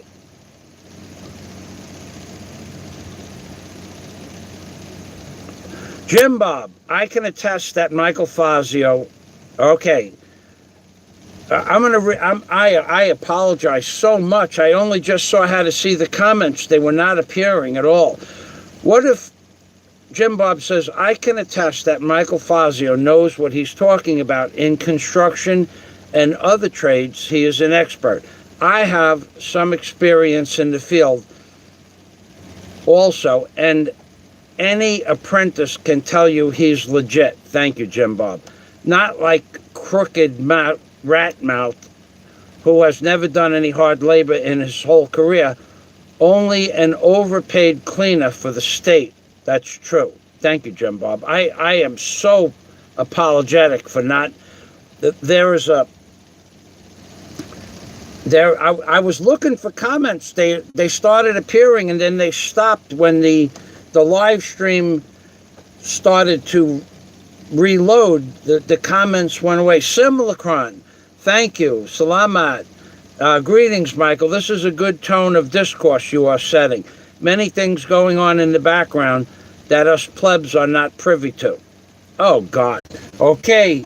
I apologize. We have a major storm going on outside. Greetings, Michael. This is a good tone of discourse you are setting. Many things going on in the background that the plebes are not privy to. Salamat for the chat. Some I'm going to get a pot in a minute. Is the great Sir Fazio today? Harriet, you are. Okay. All right. I don't know. I'm back. All right. Semlacron, I was reading your comment. LaRue, thank you for stopping by. Lewis, thank you for stopping by. Lewis Pagan Ponce, I see messages from you. Thank you. And super chat from Lewis Pagan Ponce. Boy, oh boy. 2021, and we can't get internet in the Philippines still. So Harriet, Pepita is saying hello to Harriet. Harriet is doing, is he doing great, Pepita? I'm kind of late today, Harriet. Thank you for stopping by. I'm just following you around, Harriet. Hello, Pepita from Jollibee Jumbo Dog. Pepita, I seen you on Slob's show. Harriet to Jollibee, I think. She's all over. Harriet has many channels that Harriet goes to, and always she's the best troll on YouTube right now. She's the best troll on YouTube. Harriet, do you know where I've been to? No, we don't know. And Antichrist everywhere, Jollibee. Okay, as long as the vibrating eggs are not included, you will be fine. Thank you. Harriet says hi to Eric. Say hi to Eric. Yo, Eric, from Harriet. Lewis Pagan Ponce. Mike, I'd love to see that Laurel and Hardy routine with the cement mixer. Thanks, brother. Alrighty, I'm back again. Apparently, I'm not allowed to touch the tablet either, because when I scroll down, I lost the, when I scroll down through the comments, I lost the screen twice. Hello, LaRue Seagrass. LaRue Seagrass says, 14 thumbs up for you, host Michael Fazio. Harriet, Mr. Fazio will surprise the haters. Harriet, you're the best. You're the best. You supersede any other troll that ever listed you. Not that you've never said anything bad about me, and yet people maintain that you have liaisons to many other channels. But whenever you come here, you're always cordial, and I appreciate that. Thank you, Harriet. So now that I can see, so we have to bang a pot for Lewis Pagan Ponce, and so a word to the wise: before moving to the Philippines, you have to stock up double, triple on electronics. Well, I guess one has to have their own electronics store to ensure. So what I did when I went to America, now I have videos to that effect. When I went to America last year, people say, why didn't you just buy a computer when you were in America? Well, I did. I bought a top-of-the-line Hewlett-Packard computer with all the gizmos and every possible, extra that you could stuff into a computer. I don't remember what I paid for it. And they had to go to a different store, and the owner of the store, the manager of the store on Queens Boulevard and 58th Street, it was an electronics store, I forgot the name of the store. He actually put me in his car and drove me out to Great Neck, Long Island, to their other store at 4 o'clock in the afternoon. It was like 10 degrees out too, it was freezing cold. So I bought another computer, I paid for it. I bought the external, top-of-the-line external cam that follows you around the room, like it'll, go up and down and sideways. I think I spent about $1,000 altogether, which was all I needed, that computer. That would have been fine for me. And I got it home, and it didn't work. It worked in the store. Funny thing, it worked in the store. So it worked in the store. It literally worked in the store. They put it on the counter. They started it up. They went on the internet for the store, and it worked. When I got home, the next day I turned it on and I would Google something. Just Google my YouTube page to see if it works.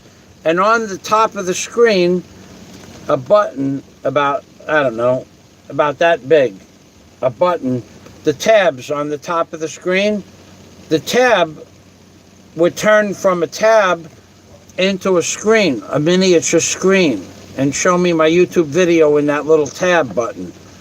It wasn't a tab anymore, it was an actual video playing in a tab about 1 inch wide and 3/4 of an inch high. So I called up the manager that drove me to the Great Next Door, and I said to the guy, I told him what was happening with the computer. He goes, "That's not possible, sir." Okay, so I'm back. So the guy who was the manager of the store, a nice guy. God, what a pleasant fellow. Spanish dude, too.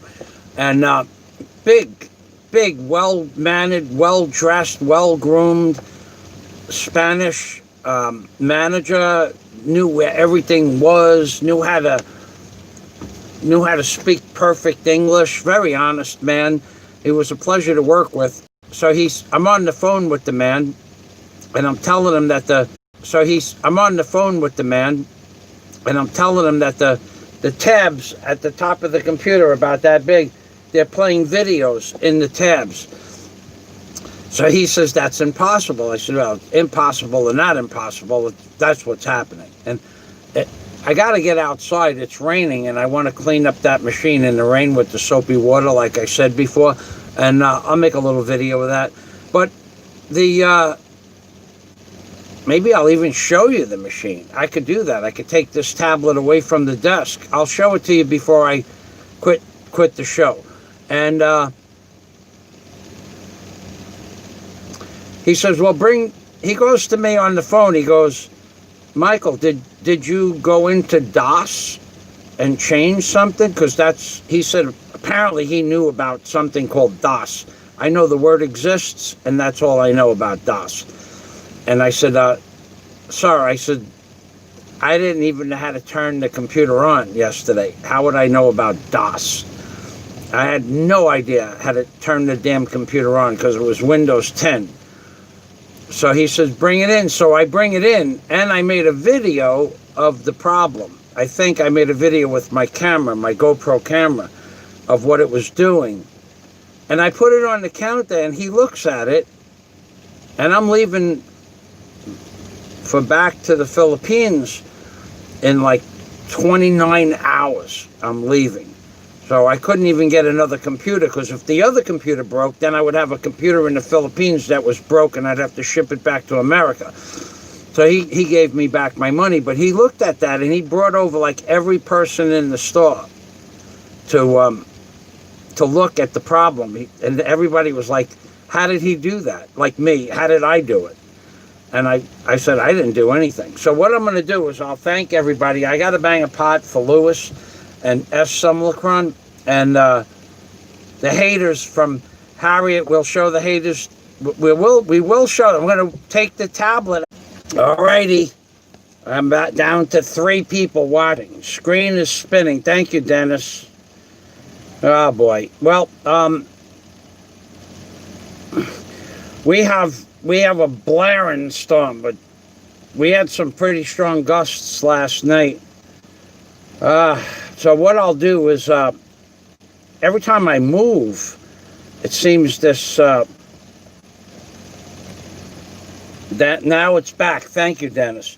Thank you very much for stopping by, Dennis. I appreciate. Well, I already sent you a message as to what I appreciate. Thank you for your friendship, Dennis. And so it could be the modem, but they gave me like some modem that cost over $125.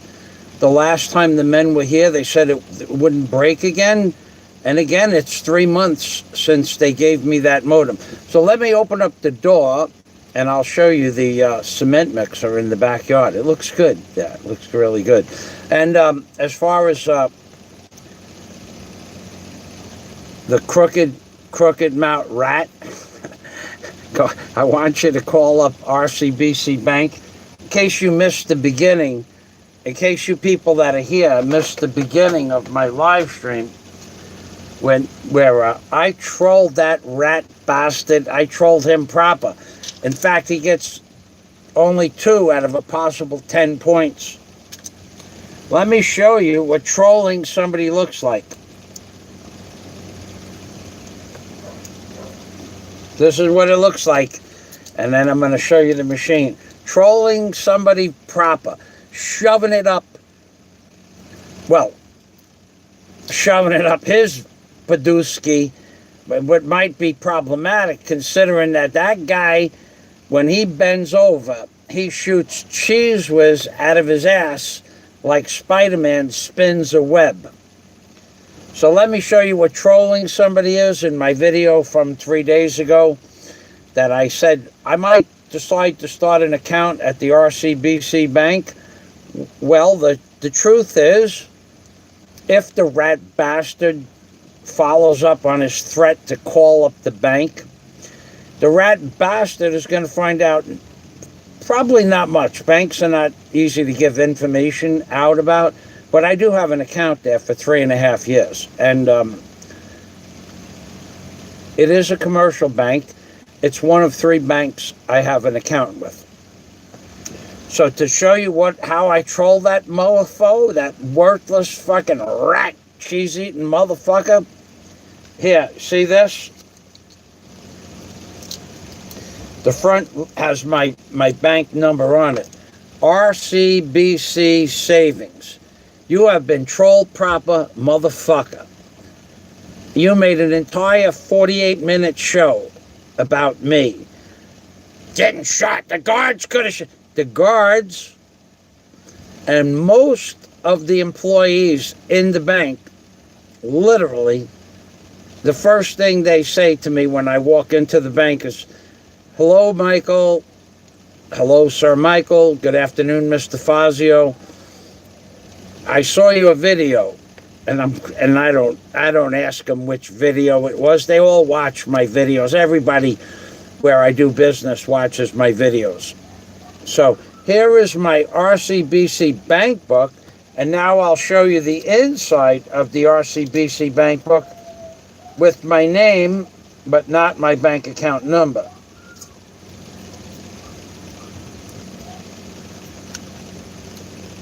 There you go. Michael T. Fazio, RCBC Bank Savings Account. There you go, baby. You have been trolled proper, you rat bastard.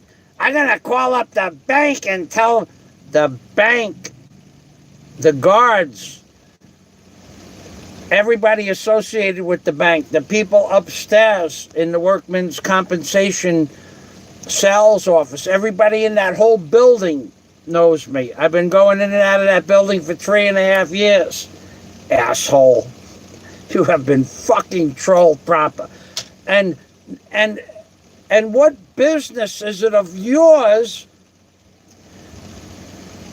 You make everything sound... You know what the fucking problem is, ladies and gentlemen? Let me tell you what the fucking problem is. The clown.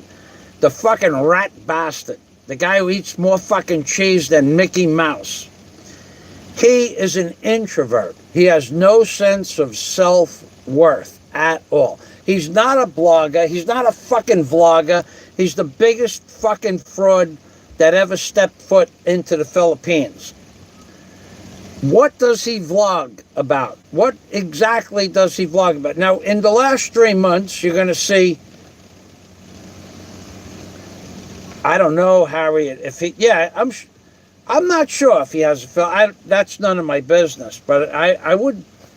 as that question arises, I couldn't make a guess at that. I don't know. I'm not sure. Because there are some oddities as to how he does banking. And...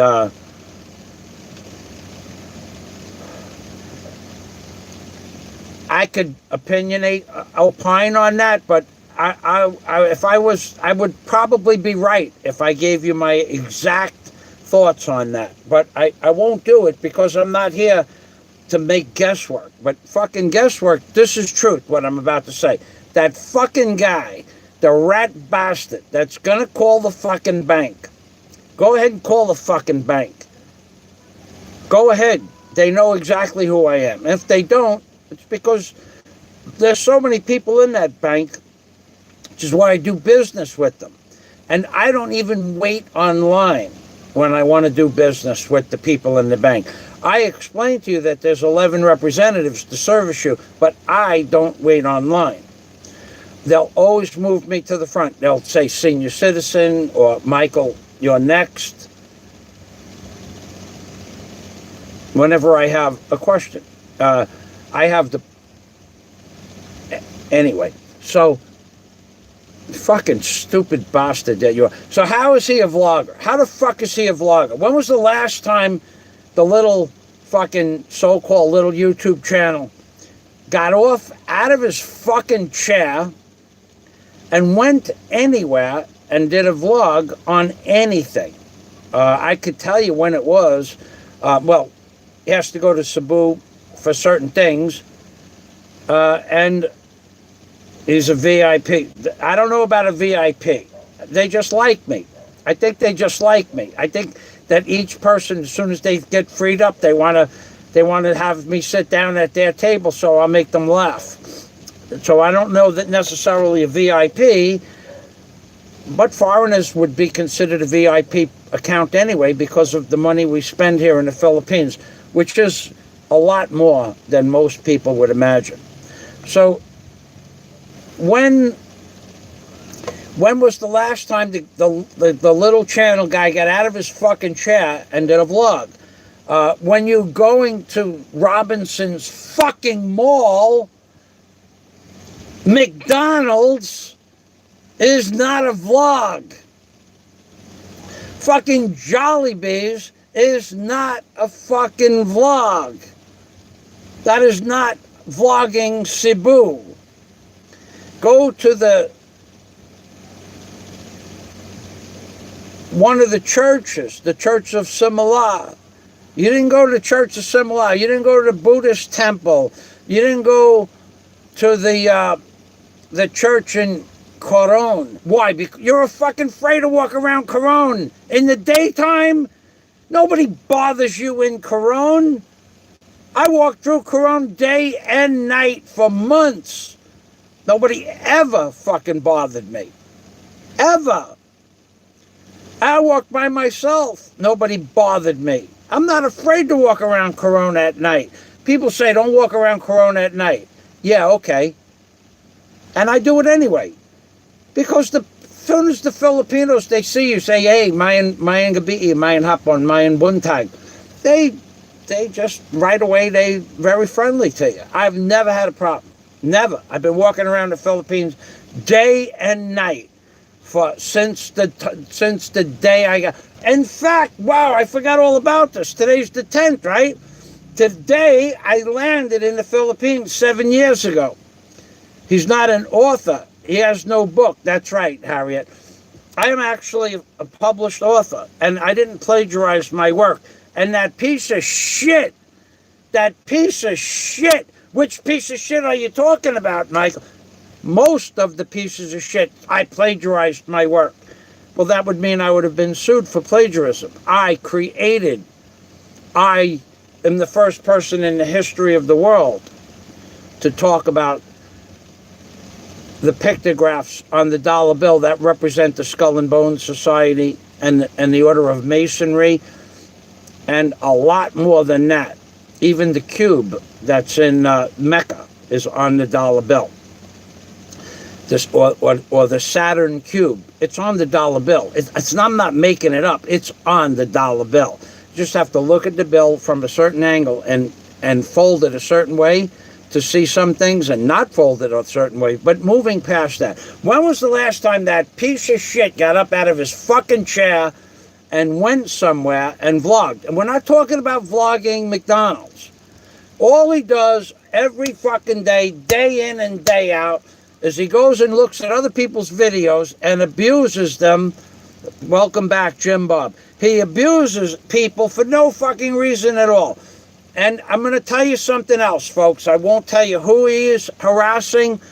He's been harassing a friend of mine, an ex-friend of mine, a person I know for the last 10 days or so, to get that person to come on his fucking show and talk about me. That's going to backfire on you, motherfucker. I guarantee you that's going to backfire on you. All those messages that didn't get answered, all the fucking requests to go on your show and tell the world what a scumbag Michael Fazio is. It's all been recorded, all been screenshotted, and it all has your fucking name on it. So you are such a backstabbing, sneaky motherfucking, I wouldn't say cocksucker because I can't prove that's true, but we could call you an honorary cocksucker. An honorary cocksucker. You have gone to how many people that I know, how many different fucking accounts on my Facebook account, asking people to talk about Michael Fazio. Here's what the people are going to say, you honorary cocksucker. They're going to say, what I remember about Michael Fazio most is that he was the hardest working man in Howard Beach while we were growing up. And he went from doing handyman work in 1973 to owning barges and cranes in 15 years, having one of the biggest deck building companies anybody ever saw in the Queens area, owning a 188-ton barge pile driver, marine pile driver, land pile driver, 20 men going out every day to do work. They will say Michael Fazio is the hardest working fucking man they ever met, and they will not say a bad word about me. So you trying to find out information from my friends that I grew up with, that's the only thing they remember about me. I never was a drunkard. I never missed a day of fucking work. And you motherfucker, you keep sending requests to people to find out information about my past. You are such a backstabbing, sneaky, motherfucking honorary cocksucker. Honorary. Because I don't know anybody that actually said you sucked their cock. Although I've heard stories, I can't prove it to be true. So you're just an honorary cocksucker. Now, Louis Pagan-Ponce is in the house. Thank you, Louis, for coming back. Mike, I'm a Puerto Rican that grew up in the Bronx in the 70s and 80s. It's a concrete jungle. And our motto was survival of the fittest. My stepfather taught me things that most fathers do not teach their children. My dad taught me shit about stuff about the bullies, how to take care of the bullies. In fact, my father, to be honest, I remember coming home with a broken nose, and my father looked at my nose and said to me, "Your nose is broke." I said, "I know." He goes, "Who did that?" And I told him, and my dad knew the guy. He goes, "And what did you do to him?" I said, "Well, I won't say it on the YouTube channel, but when the guy broke my nose," this is a true story now, I'm not lying to you guys, this is a true story. So a guy owed me $1,000, and he was a gambler. We call him a degenerate gambler. He would lose. He made $50,000 a week with his business. He'd lose $55,000 a week. So he asks me to come in with my barge and my crane barge, and repair his docks. They have been repaired by his men in the service center that he owned several times, and each time they broke. So he asks me to come in and do the job properly. So I do. I bring in my barge, my crane barge, and I don't know, 5, 6 men. Giga, there was Johnny Mac, there was Jimmy Hardbody Ennis, probably Bobby was with me, and I had my crew, 6-man crew on the barge with me. So I pick up, his docks are 8 feet wide, and there's 100 feet of docks, but only 60 feet of docks needed to be repaired. So I pick up, with the crane barge, I pick the docks up out of the water, and I cradle them up about a foot off the water, and I take the old styrofoam out. However, I put the new styrofoam in, and I re-cribbed over the styrofoam. I took the deck off first. The deck of the dock came off first, and then I put battens underneath the deck, because some of the wood was rotten. But then on top of the battens, I put, I don't know what gauge it was, galvanized sheet metal over the whole of the styrofoam, where the styrofoam went. Because what was happening is that 60-foot section of dock is where the gasoline and the diesel pumps were located on the dock. And every time somebody spilled a few drops of gasoline or diesel fuel, it would go on the styrofoam and melt it. So I replaced 60 feet of styrofoam, well, 60 times 3 rows, 180 feet of styrofoam, and then put galvanized sheet metal over that area. Wherever the hoses reached for the boats, because the hoses were like 40 feet long, wherever the hoses reached, that's where I refoamed the docks and then went 10 feet on each side. So I do the job. Probably took about 2 days. The barge was there. I moved the barge away at night, come back the next day. I'm done. And he gives me like $1,000. He bought all the foam and all the tin. He bought all that stuff. And the next day I go back and he gives me like another $1,000. So I'm going like, hey, why don't you just pay me all the money that you owe me? Well, I didn't make any, I don't want to hear that. I don't want to hear it. Give me my money. So he doesn't give me, owes me a little over $1,000. And I go to his store, and he tells me, you'll have to come back tomorrow. I said, look, I'm pretty much over coming back. Give me my damn money. Yeah, come back tomorrow. So I said, all right, I'm going to come back tomorrow, and you're going to pay me my money. Okay? So I go back. I don't know if I went back the next day, but I go back, and he's not there. And I pull out of the driveway, and it's, when I pull out of the driveway from the business, it's a red light.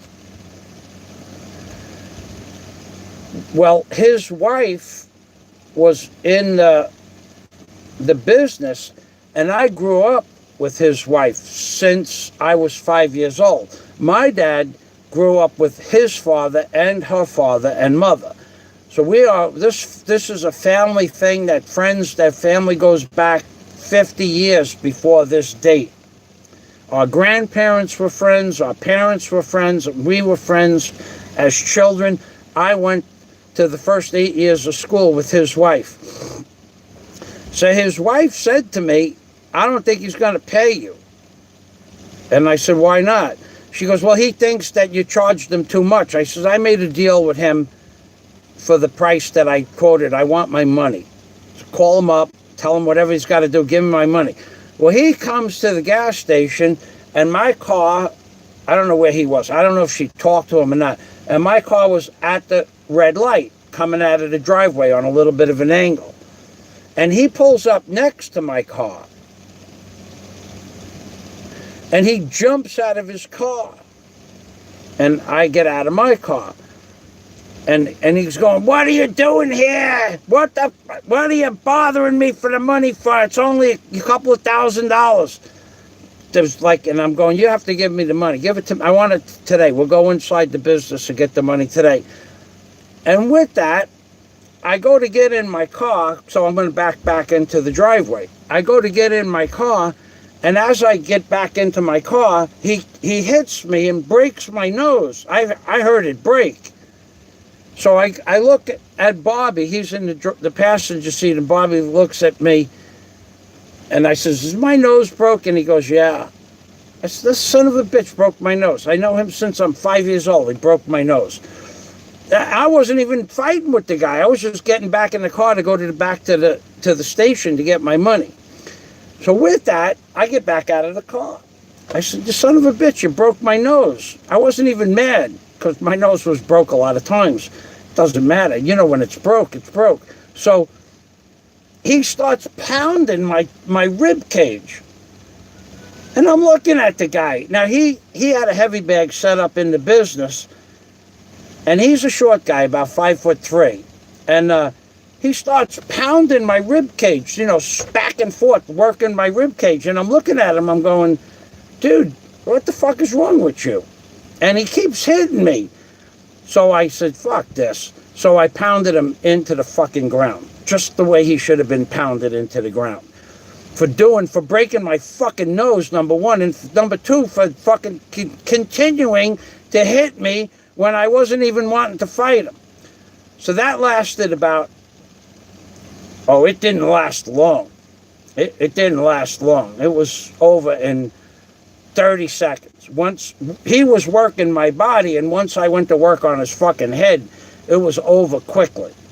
So he's on the ground, semi-conscious, and with that, a fucking a detective police car puts the siren on. He was the third car. I was the first car. The owner of the business was the second. He puts the siren on and whips around and faces my car head on. And I'm looking at the guy, and I'm looking at the guy on the ground all monkeyed up, and he's got his badge on his chest. I said, "Sir," he started, he goes, "We saw the whole thing. We saw everything. No need to explain anything." They were watching everything. They watched him crack me in the fucking nose when I was getting in the car, which was considered assault and battery without me asking to be assaulted or bad. I was just I was going to back my car up. They watched that. Then they watched me get out of the car, and they watched him attack me, and they watched me talking to him while he was hitting me.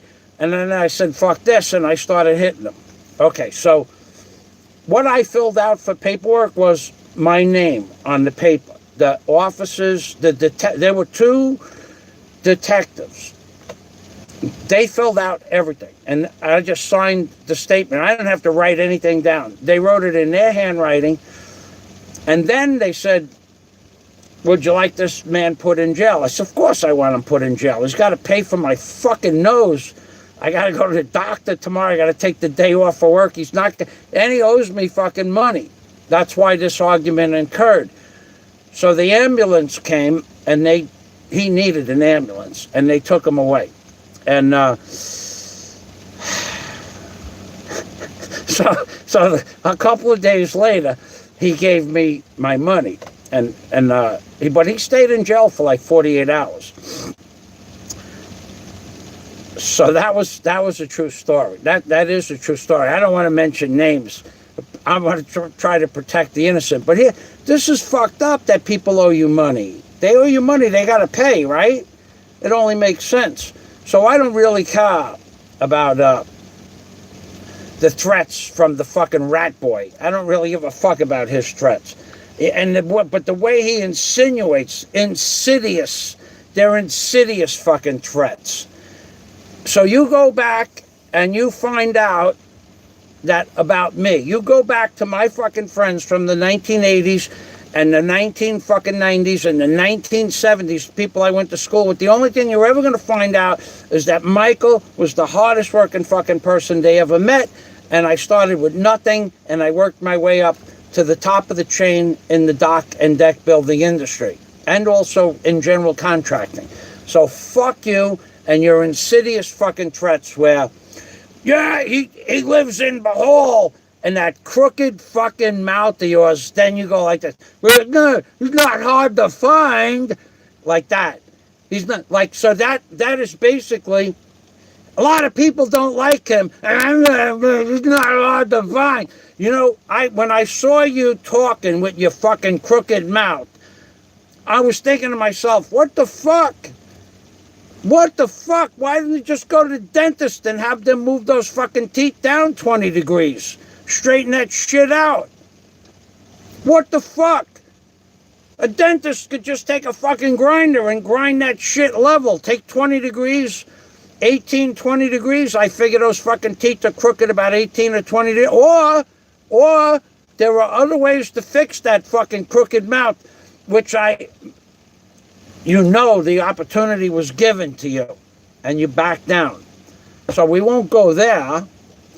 And so when you contact all my fucking friends, and they say, what the fuck is going on? I tell them nothing. And they go, what are you doing? And I tell them I'm building a hotel, and they go, congratulations. And some of them give me the phone number, and I call up. So when I'm going to go to the comments now, he's more safe behind. Okay, yeah, that's true, Jim Bob. Okay, Jim Susu. He's not an author. No, he's never. He can't even fucking read, let alone be an author. He's scared of his own shadow. That's right. Welcome back. Hello, Harriet. Hello, Harriet. I think he's a germaphobe. Oh, God. Remember that fucking, those videos he did where he's talking about germs?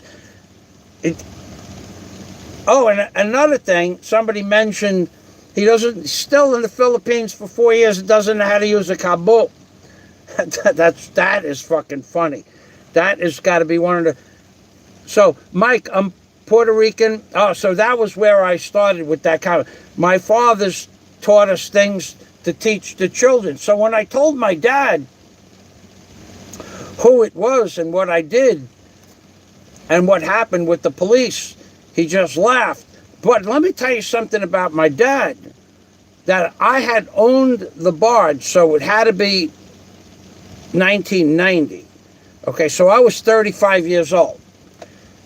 If I didn't have that true story to tell my dad would have probably grabbed me by the elbow and took me over to the business where the guy was, and I would have had to fight him again. Or I would have had to fight him. Because that's how I grew up. My dad didn't care if you won the fight or lost the fight. It made no difference to my dad. But if you had somebody was wanting to fight you, you had to fight the guy. And then if you lost, that's okay. But if you were afraid to fight somebody because they were too big, well, then Dad would bring you to that person's house, and their father and mother would be there, and my dad would say, Michael needs to fight your son. And if everybody agreed to it, we'd fight. And if I lost, I lost. If I won, I won. But there was no backing down. So I think Louis Pagenpons is talking along those lines. I know that sounds stupid. I was 35 years old. I had 20 men working for me on and off. I owned cranes, barges, tugboats, pile drivers, and still my dad would have, let's go. Come on, you got to fight him. Why? Because I knew him, and it was a neighborhood guy. He wouldn't want that reputation to go back and tarnish his reputation. So they will whack you. He's more behind. I don't worry about that. They will whack you. Yeah, it's always insinuate. It's an insidious fucking threat is what it is. He made a lot. Watch this. He made a lot of enemies. He's not so hard to find. I know there's about a dozen different fucking ways to straighten out that fucking mouth of yours. They got dental surgeons. They got oral surgeons. They could take a fucking 4-inch die grinder to that shit and just level it out. And you'd look a lot fucking better than you are. You look like some kind of fucking third fucking rate distortion guy in a fucking circus act. He made a lot of enemies. With that, I'm telling you, that crooked shit got about 6 ways to straighten that shit out. A die grinder with a carborundum blade, just a few seconds. A die grinder with a diamond blade, a little bit longer. A fucking oral surgeon would come in there with a little, you know, little grinder like that, a couple of hours. A dental surgeon, you could take a fucking block of sandpaper to them fucking crooked teeth. You could take a fucking block of sandpaper or emery cloth or fucking some kind of abrasive to them fucking crooked teeth. In a couple of hours, they'll be fucking straight. Or there are other ways too. Those are side options. Like when you buy an entree at the restaurant, they ask you, would you like a side of fries with that, sir? Here we go. So Louis Pagan-Ponce. I was taught honesty, punctuality, respect, rule of law, common sense, responsibility, accountability, and compassion. But most important thing my dad taught me was, as a man, it was incumbent to me to analyze or discern a person's words, behavior, and actions in a manner that I could assess the quality of the individual and whether I should associate myself with him.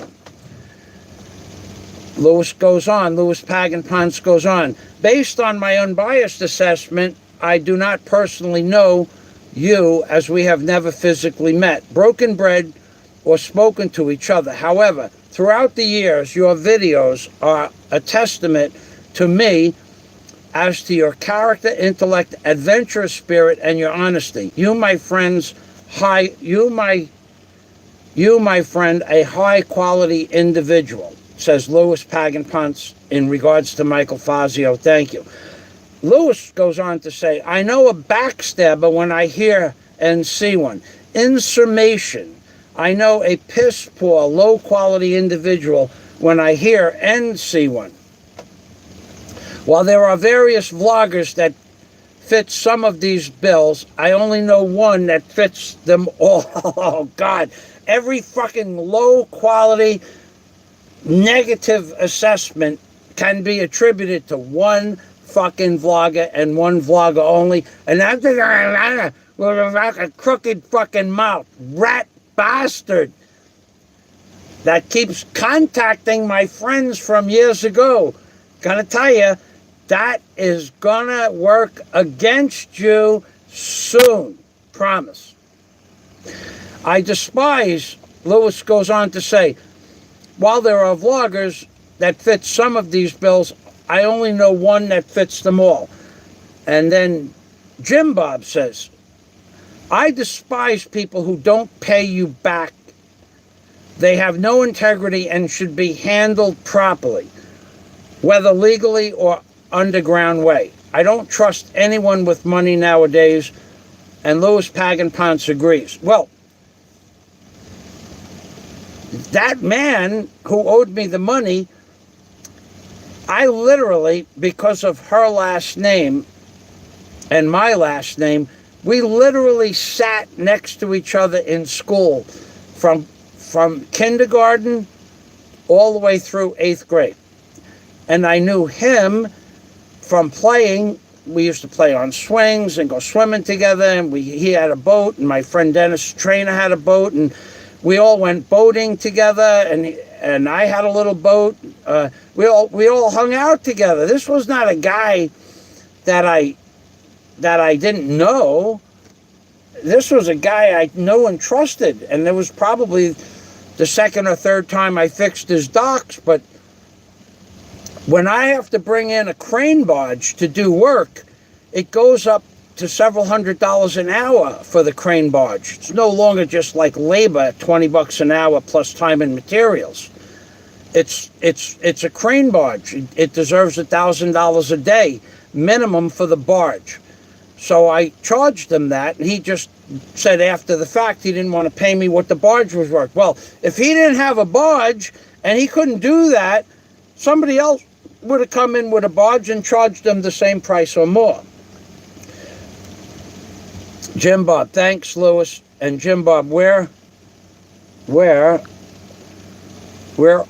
are you, Baloo? So let me, I'm going to try to end this live stream. I want to thank everybody we'll thank Louis Pagan-Ponce and Simulacron and anybody else that's coming. We're smiling, baby. We have cement mixer in the yard. I'm going to pick up this tablet and walk it to the door and show you cement mixer in the yard. For the haters that said so what do I have a cement mixer for? Fazio bought a cement mixer just to make us look wrong. You dumb bastards. Thank you. Thank you very much. Now, one more thing before I get to the cement mixer part. We're going to say, what a piece of shit.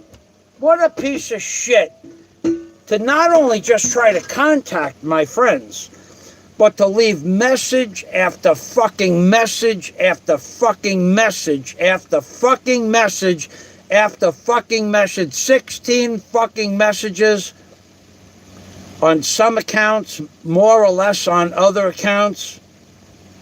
You motherfucker. I'm telling you, I'm gonna do everything in my fucking power to make that work against you. Soon, too. And I want to talk about Baby Alive wants to say thank you for the super chat. And I want to talk to you, you stupid motherfucker that you are. You stupid bastard. You keep telling people he's fucking crazy. He puts a pot on his head and bangs it. Well, yes, sometimes I did that. And I might do it again tomorrow. You never know when you get the fucking urge to put a pot on your head and bang it. It's one of those things. It's an impulsive thing, and it's in your blood. It's either in your fucking blood to be a man, which you don't know anything about. You fucking calling me a fucking coward. Remember, motherfucker. Do you remember, motherfucker? Do you remember when you had the opportunity to make a go of this? I talked about it. I fucking begged you. I fucking begged you to settle it a completely different fucking manner. Should only take a few fucking minutes, if you remember correctly. 35 fucking people witnessed that, and you fucking decided that I am not the coward. In fact, Michael Fazio is not a coward. In fact, you wanted no part of Michael Fazio. But for a fucking year and a half, I'm going to do this to Fazio and I'm going to do that.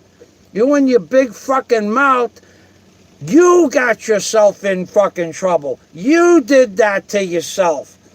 The same way you go after other people. And now I do believe there's probably more than coercion and possibly extortion going on through some of the YouTube community whose names I won't mention.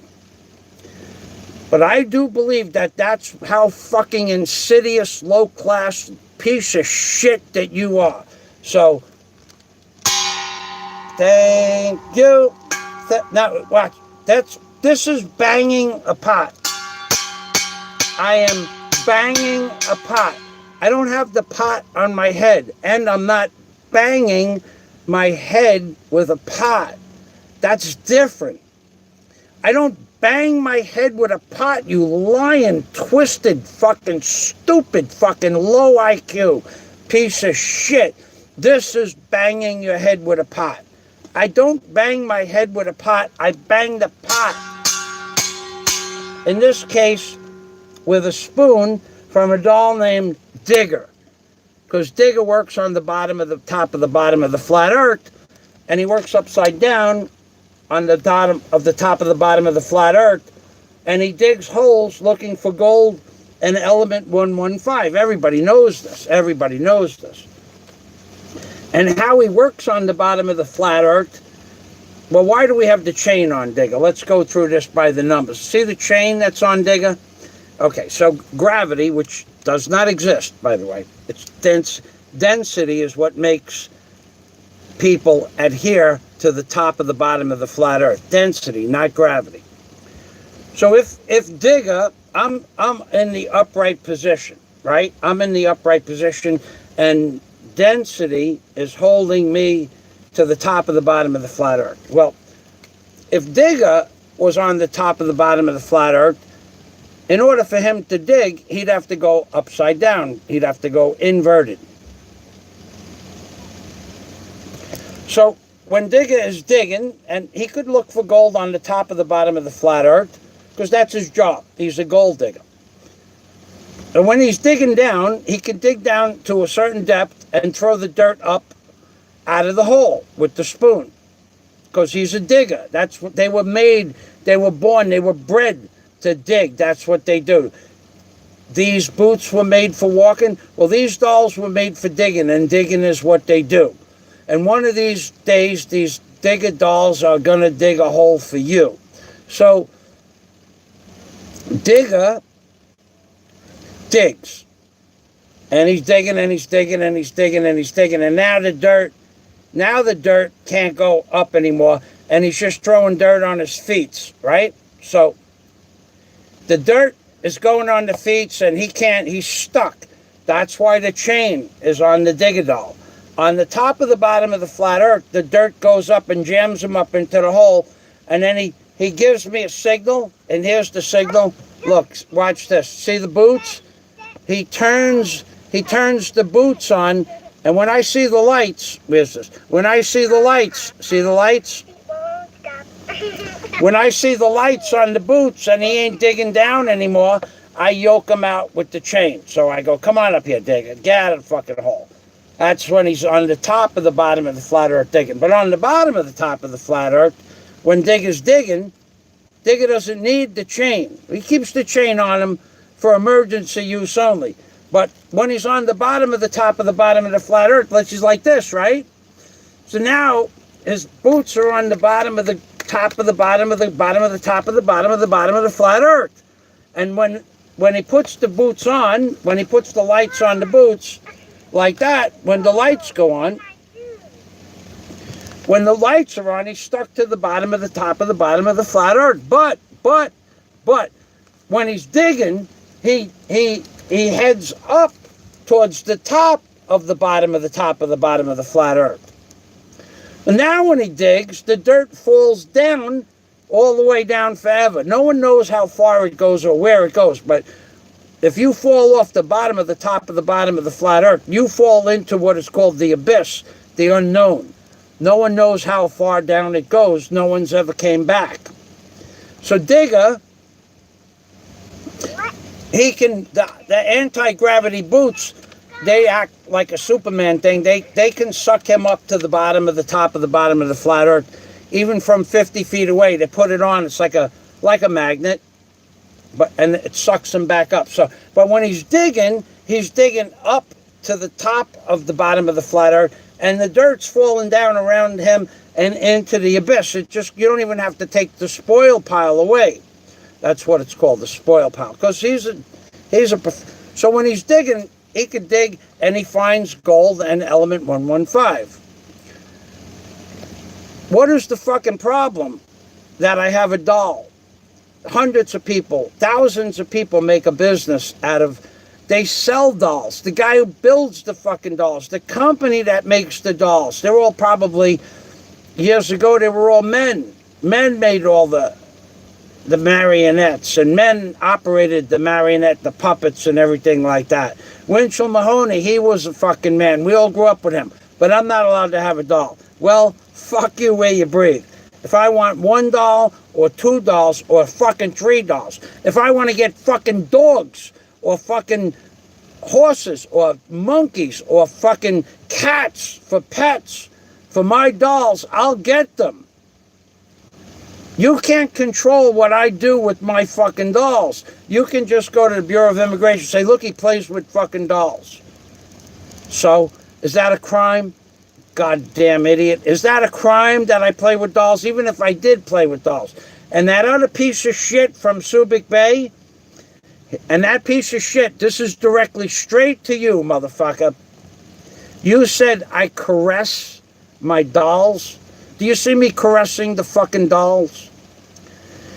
The only caressing that will ever have to take place is after you tell me what you said you were going to say when you got to Bahal, and what happens thereafter, you might need assistance. and maybe caressing.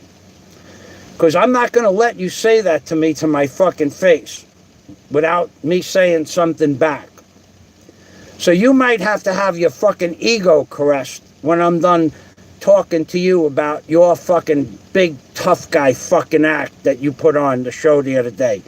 That big tough guy act. You're a big tough guy. You're a big mother. I have heard every fucking possible solution or excuse except when I said to you, please tell me where you are so you could say that to my face. You think I forgot about that? I didn't forget about that. One day I want to come to your place, and I never said I'm going to bring my friends because I'm coming alone. I said you can bring your friends if you want, and they could do videos. You fucking punk. You ignorant, slimy little creepy motherfucker, to say what you said, that you're going to give me money to do a certain thing on YouTube, and you said it repeatedly for 3 times minimal, and you think that's fucking normal to talk to a man like that. We're not talking about you talking to your fucking boyfriend or one of your friends like that, or a girl like that, or a half a man like that. You're talking to me, motherfucker. And you think you're going to bring that to the Bureau of Immigration? If I could show you the video that you said that in, I have the timestamp. In fact, the timestamp in that video I don't have my computer, I have the tablet, from the 34-minute mark till the 39-minute mark was all the good shit happened in that video. Where you're going to come to Bahal, and if there's no women around, you're going to give me $45 to do a certain thing, and you think that's fucking funny? Well, I don't think it's funny, but I think I want to hear you say that mono to fucking mono. Right close up and fucking personal. Let me get that on fucking videotape. And I'm going to read the comments, and then I'm going to show you the new cement mixer. So,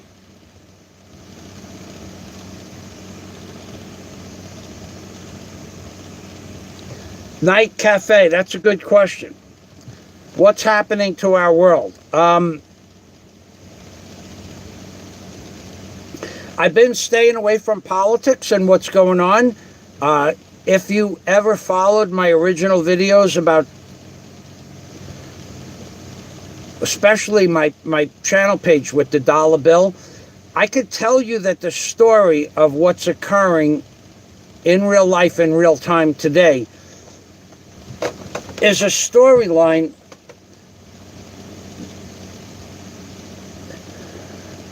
that's happened possibly thousands of times over the last billions of years. So what's happening, Night Cafe, is every so often they build up civilizations to mine gold, silver, platinum, copper, aluminum, and they build up these civilizations to where the technology allows people to see what's really going on behind the scenes, and then they destroy the civilization so that there'll just be a slave population and basically a starter population for the next round of events. And they do this, it seems that they do it every 70 to 100,000 years, because there are monuments and actual cities that were built in Iraq. There's a city that's well over 50,000 years old, and the structures would be hard for us to do it in today's world. But the people, beings, creatures, whatever they were, that designed and built the Great Pyramid, they used technology that we don't have yet today. So these civilizations are real. So what's going on in today's world? On a big scale, they are preparing with this jabba-dabba-doo thing, brainwashing and mind-bending shit that they do, to eliminate 95% of the world's population. That's what's going on a big scale. Now, I've talked about this for 10 years. This is nothing new. I am probably known as one of the more abstract thinkers on YouTube, if not the most abstract thinker. Not because of my abstract thinking, but because I have skills besides blah, blah, blah, besides talking. I operate cranes, barges, tugboats, navigation, heavy equipment, any fix, repair, build, refabricate, machine, anything in the world that I need to get fixed. Most of the other people are just talkers. Like Alex Jones doesn't even know what a backhoe, an extended boom on a backhoe is. David Icke doesn't know what, and yet they're successful because they work for the fucking people, the government. They work for the man. That's a big scale. On a small scale, with these fucking people converging in a series of fucking, intentional attacks. Well, they want to beat me down because they've never accomplished anything in their lives. So by beating me down into the ground, it makes them appear to be more than what they are, which is basically nothing. Underachievers, underaccomplished men and or women. So it doesn't affect me like it would affect somebody who doesn't have a lot of self-esteem. Now, as far as the crooked mouth motherfucker, he is at the bottom of the fucking scale of achievers. Nothing worthwhile in his entire existence has he ever done that he could put his stamp on and be proud of. Nothing that I've ever seen. So, what's happening in today's world and with this lockdown, people are losing their fucking minds. And they think, take Fat Slobs, for instance. I don't know if he made the website, but that other fucking insidious, creepy little motherfucker from Subic Bay and him were on a third-party show talking about Fazio being a ladyboy. And there's some video or some website somewhere, I don't remember where it was. I copied the video, but I didn't watch it. I think it was actually Pina Love, and I think the name of the something 6969. I don't remember the first part of it, but either way, why that fucking punk ass motherfucker from Subic Bay, he said that I'm a filthy motherfucker and I stink when I get on the jeepney, and that people will go to the other side of the jeepney and they think I'm fucking crazy and this, that, and I'm fucking broke and I'm fucking cheap and I'm poor. I don't own a fucking car. I don't own a car because I don't want a car. That motherfucker, he needs to do what he said he's going to do. He needs to tell me where he's going to be and then get the money and put it in his hand and then tell me to do what he said he was going to do. He is one of the most creepy motherfuckers on YouTube, bar none, other than the crooked fucking rat mouth motherfucker. Watch this. Watch this. He's like, yeah, he pissed off a lot of people. And he's not hard to find. That's like, you're basically telling me that shit so that you'll think I'll get paranoid. I don't get fucking paranoid, asshole. I don't get paranoid because I don't give a fuck. And when you continually say, wait, revenge is a dish served best fucking cold, or he's gonna get what's coming to him, karma, karma, karma, chameleon. And every fucking time I hear that, I just have to, inside my head, understand that after today being the 7th year anniversary of me landing in the Philippines, today, 7 years today, at 4 o'clock this afternoon, it'll be 7 years, I just have to go under the assumption, the premonition, the process that when and if anything ever fucking happens, the crooked mouth motherfucker had something to do with it. And then, we'll talk about that when the time comes. But that's what you do. You are an insidious motherfucker. You're like a fucking virus.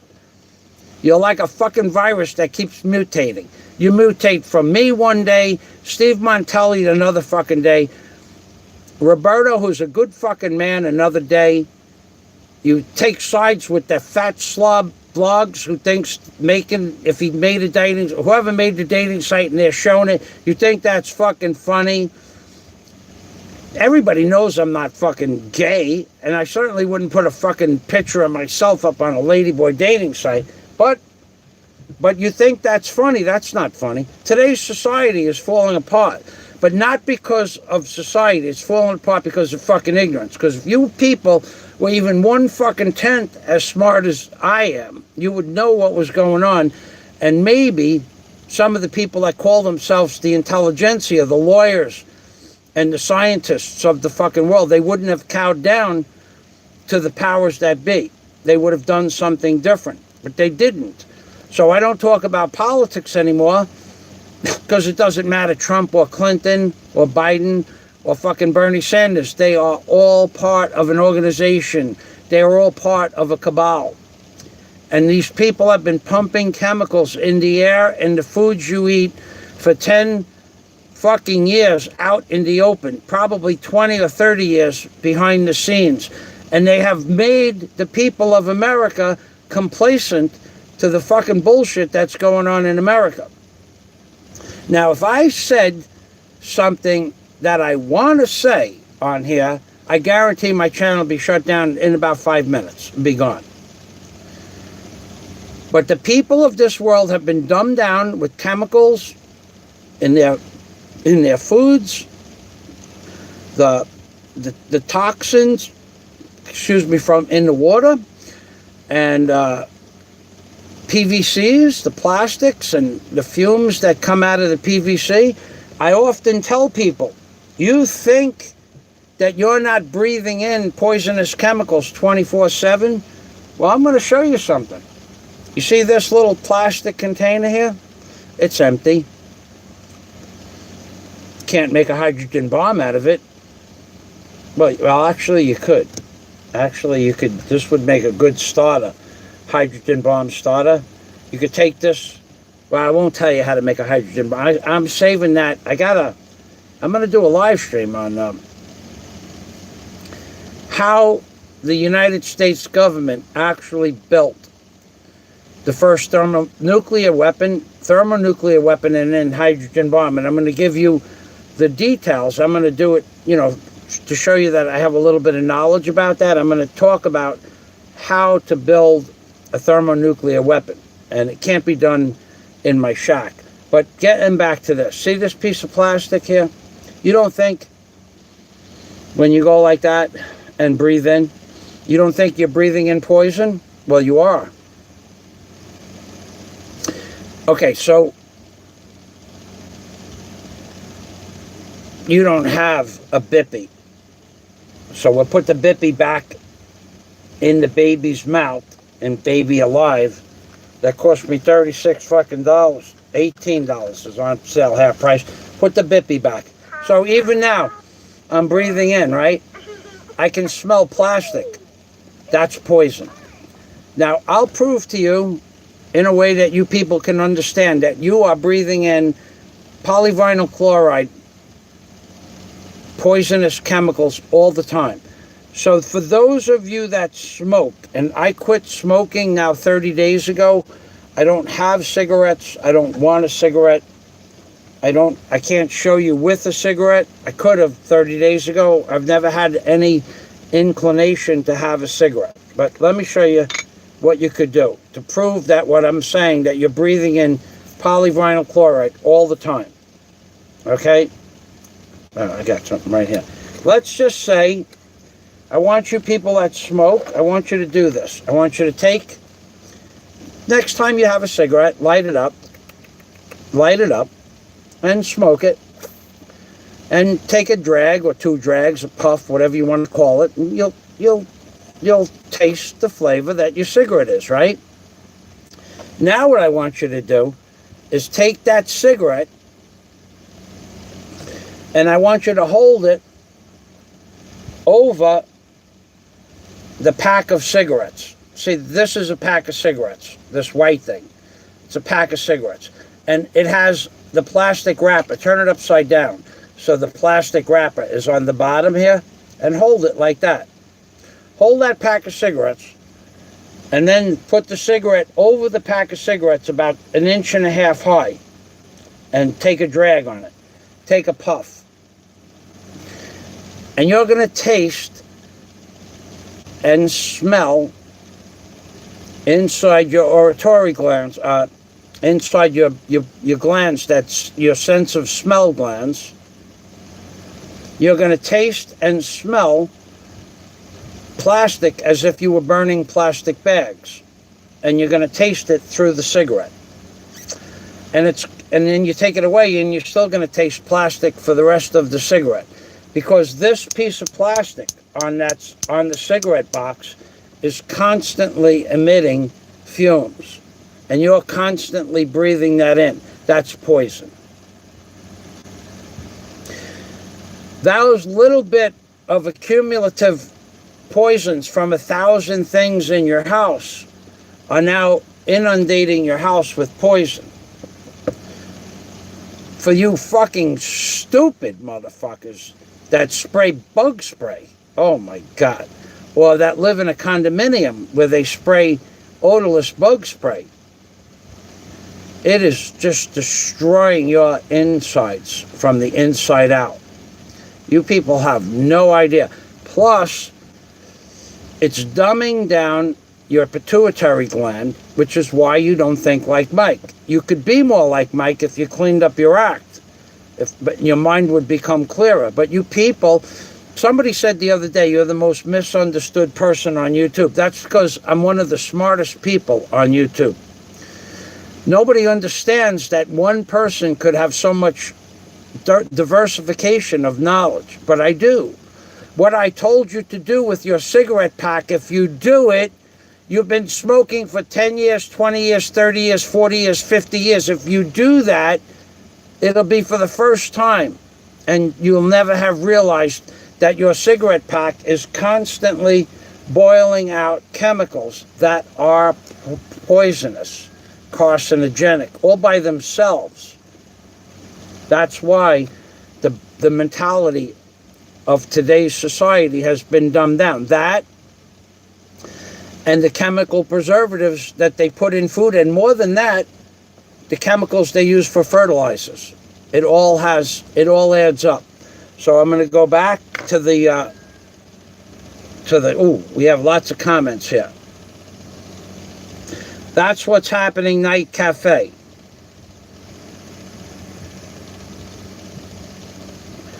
Yes, indeed. Okay, so Night Cafe, the next comment by Night Cafe is very true.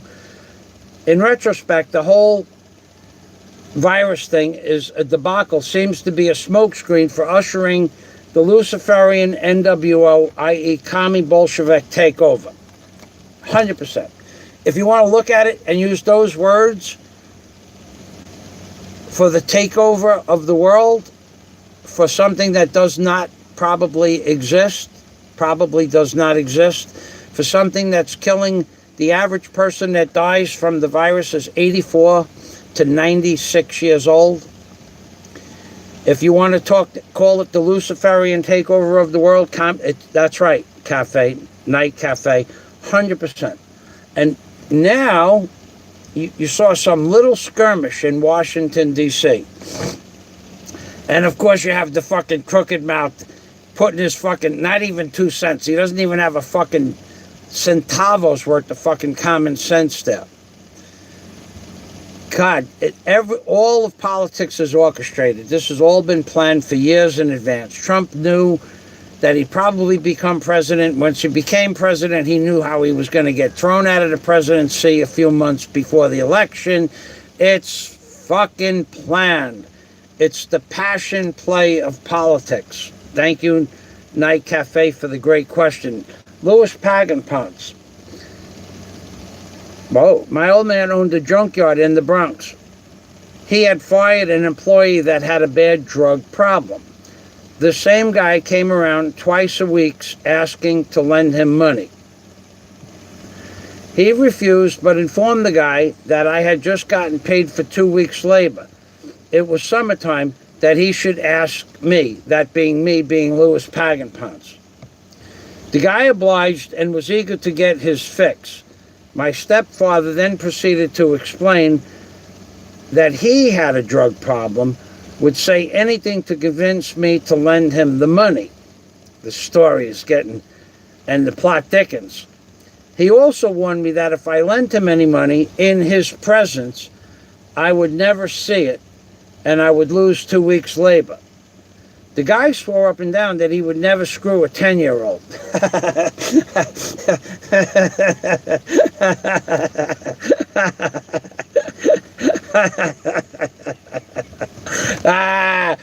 You got me there, Lewis. Thank you. Do I still have Desire Obama, though? Mr. Obama, what do you have to say for yourself? Oh, the politics. Politics, you made me famous. Mr. Obama, you made me famous. And who did you make famous, Mr. Obama? I made Steve Montelli famous. Why did you make Steve Montelli famous? Do that thing with the cigarette, please. I'm asking you. Light up a cigarette now. Put the cigarette over the top. Turn the bottom of the cigarette box upside down. Put the cigarette about this. I'm asking you to do it now so you could tell.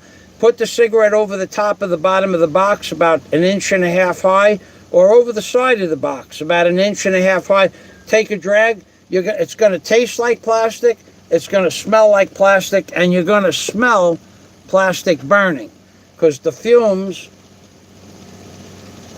are being emitted from the plastic 24 hours a day, 7 days a week. What were you saying, Mr. Obama? Oh, I love Steve Montelli. How come you love Steve? He's the man. So when you say he's the man, should I take that in the biblical sense of knowing another man? Oh yeah, baby, he's the man. So then I take it Steve is pitching and you're catching, Mr. Obama? Oh yeah. So is it good for you, Mr. Obama? Oh yeah. Steve Montelli is the man. I've got to tell you something, Mr. Obama. Steve's been talking to Big Mike. No! Steve!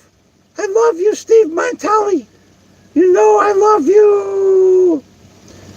So because you love him, you think that his allegiance is going to stay with you? I hope so. He's the man. Otherwise, Steve's in for a big surprise. Because if Steve decides to go with Big Mike, Steve ain't going to be the man anymore. He's going to be catching, and Big Mike is going to be pitching. Holy shit. No pun intended. Steve, stay away from Big Mike. I got personal knowledge of that guy. All right, Mr. Obama, go fly away. And Mr. Obama, he flies away. So let's see what we got for comments. Louis Pagan Punts goes on to say, I was 10 years old with a good heart, and I lent him money. The guy screwed me. My old man told me that he allowed this life lesson so I wouldn't be an idiot. Thank you for sharing that story. He specifically warned me that I would never see my money. I didn't listen and lent, and he was right. I have never lent anybody money again. That's true. Well, you know, I have been asked many, many times for people for me to lend them money.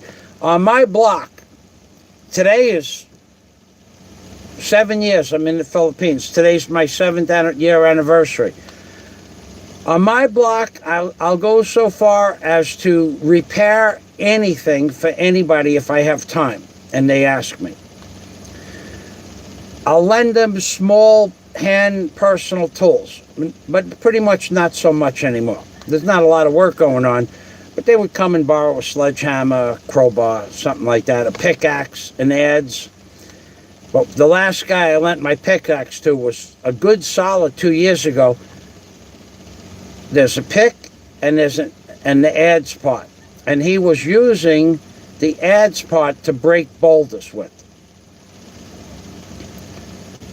He didn't know how to use the tool. And he was supposed to bring it back to me the next morning, and he didn't bring it. And I had to walk up the block, and I saw him trying to smash like 2-foot boulders with it's not a hammer and chisel.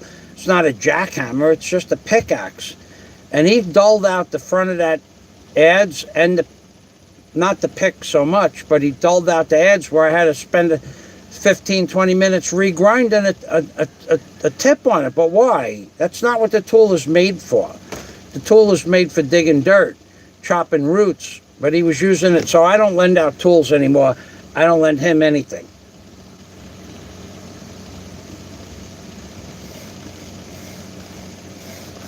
Harriet says, the little man in the boat. What is the little man in, oh yeah, the little man in the boat. The little man in the boat got pissed off and triggered about him not going outside and doing vlog. Well, it's true though. What I am being taunted and chastised on YouTube that I don't do vlogs. I did 15 vlogs on September 25th and 26th in Alona Beach, outside. I did vlogs New Year's Day of us supposedly going island hopping, but that was canceled. I do vlogs at the bank where I do business with for 3.5 years. For the douchebags that don't get it, that was a joke, that video. The men actually said to me, we watch your videos, and I said, would you like me to make a video of you? And that man stood at attention. He addressed his uniform and pulled the wrinkles out of it, and we talked about what I was going to do, and he knows what I'm going to do because it's not the only time I've made that video with that man. It's just the only time I made it public, and it's a joke. You people don't fucking get it. And that little fucking man in the boat, the little man in the boat, he doesn't leave his house. He never goes out and vlogs. He has been saying for 3 fucking years he's going to go island hopping and never did that. In fact, I remember seeing a fucking video where he was going to go in the water, but you don't see him in the water. And he gets home and he goes, yeah, we went in the water today. Yeah, I remember that video. Remember that video? Where he was the fucking beach whistle dignitary for the day. Remember that video? I didn't see him in the water. I could have missed one of his fucking 4,000 fucking uploads for the week.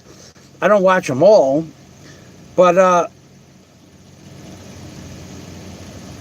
I haven't seen him do a vlog, and there's so many places on every island that you can go, and all those stories for 3.5 fucking years. You're gonna go on a fucking bunker boat and go island, and you never did that, and you live in the fucking Philippines.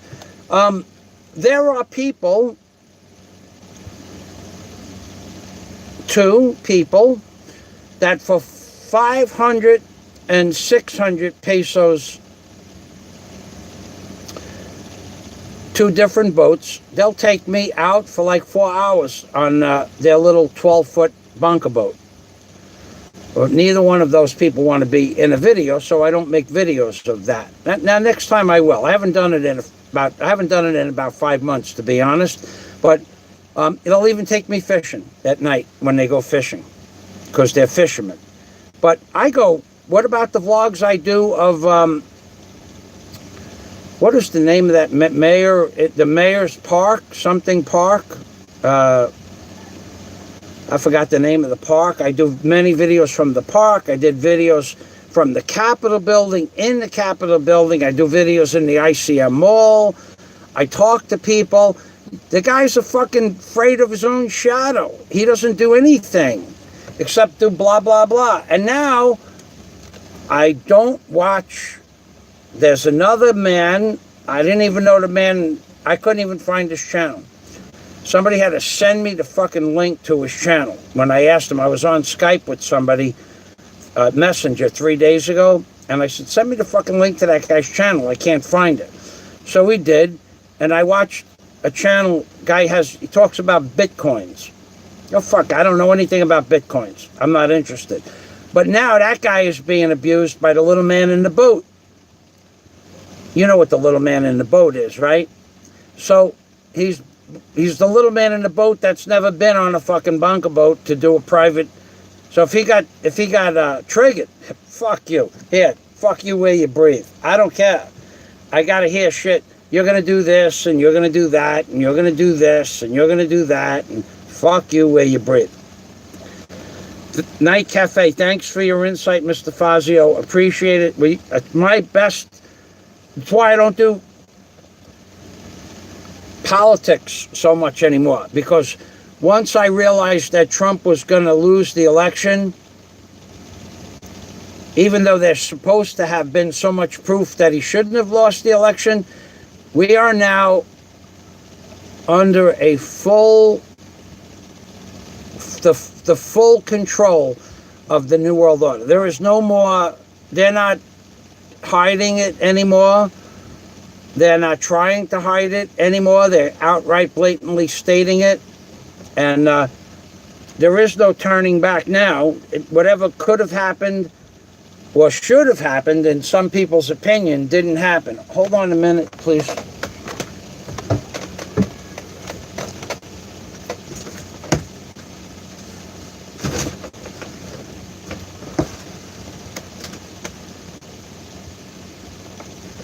In a little while.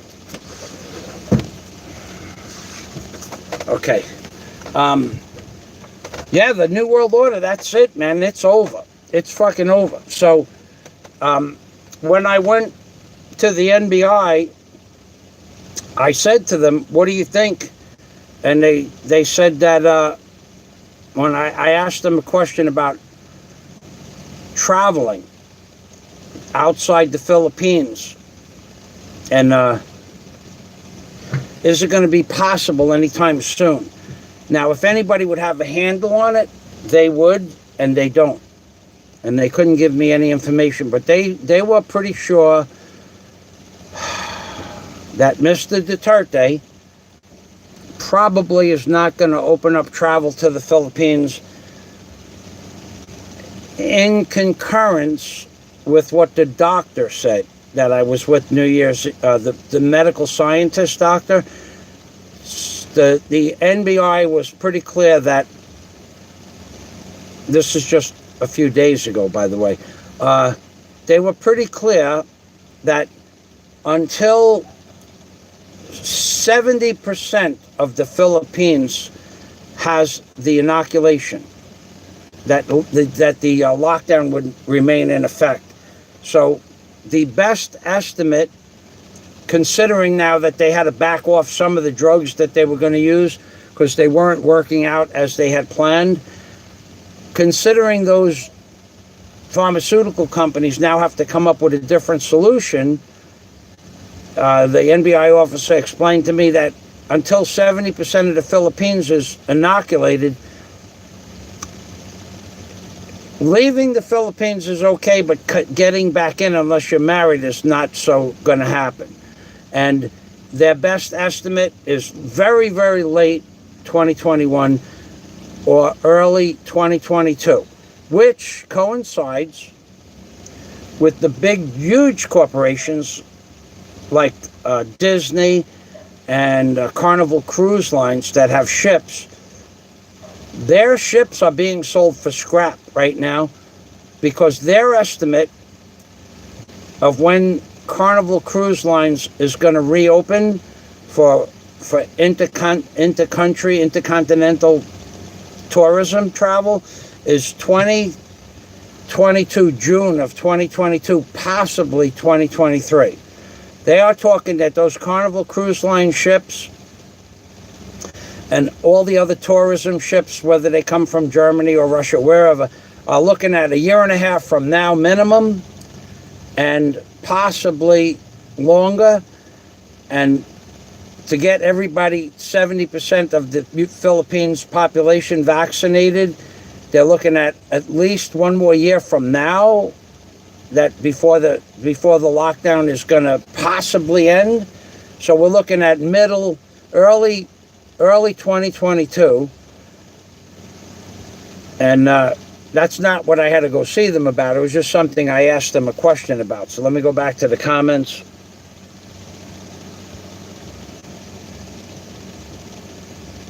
Louis Pagan Punts. Well, kudos to you, but I am scarred for life. Well, boy, what did Louis do? Scarred for life about money. So now let me show you that there is no bullshit involved here. I kept saying it, and then I'm going to end the live stream. And the live stream might even end before I'm going to go open up the door, and I'm going to show you the cement mixer. And I'm going to tell you one more time, motherfucker, keep contacting my friends. Keep doing that. You insidious, creepy motherfucker. Keep doing that. It's going to work against you. Promise. In fact, there is paperwork that is being worked on right now in relationship to just that.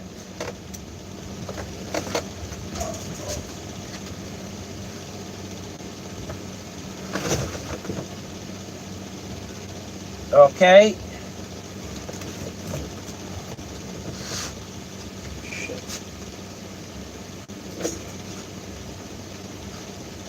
All right, I'm gonna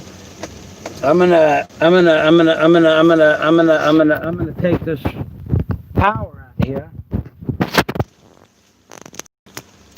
Now, I don't know if I can flip the screen. We're gonna find out in a minute. If I flip the screen, you may not be. It looks like it's going to flip. There it is. Cement mixer. There's the cement mixer, baby, in the backyard, right? There we are. And those white planks on the ground, those are the planks that I used to take the cement mixer off the truck. And that's what I'm going to go out there and do that now. I'm going to go clean off the rest of the plastic, and then I will probably if the sun comes out, it could happen. The sun comes out, I'll probably paint it. But if the sun doesn't come out, I'm going to paint those 2 pieces of plywood, and I'm going to paint this. I'll prep the paint for the cement mixer to be painted. I also paint the rubber wheels, inside, outside, upside down, lug nuts, axles. Everything gets painted with a good high quality coat of paint, so that when the cement goes on the rubber wheels, it doesn't stick in the treads or in and on the threads of the lug nuts. So you can always take a wire brush and wire brush it off there if cement sticks on. So let's go back inside. There is the cement mixer. Of course, what does he need a fucking cement mixer for if he's never going to build anything? Of course, we have that theory. That's gone now. And in a few weeks, you will see a rebar bender. It's going to be set up a little differently. I rented another piece of property. I talked about this before. In fact, I actually have one piece of property close by and one piece of property closer by. So there we are making moves here.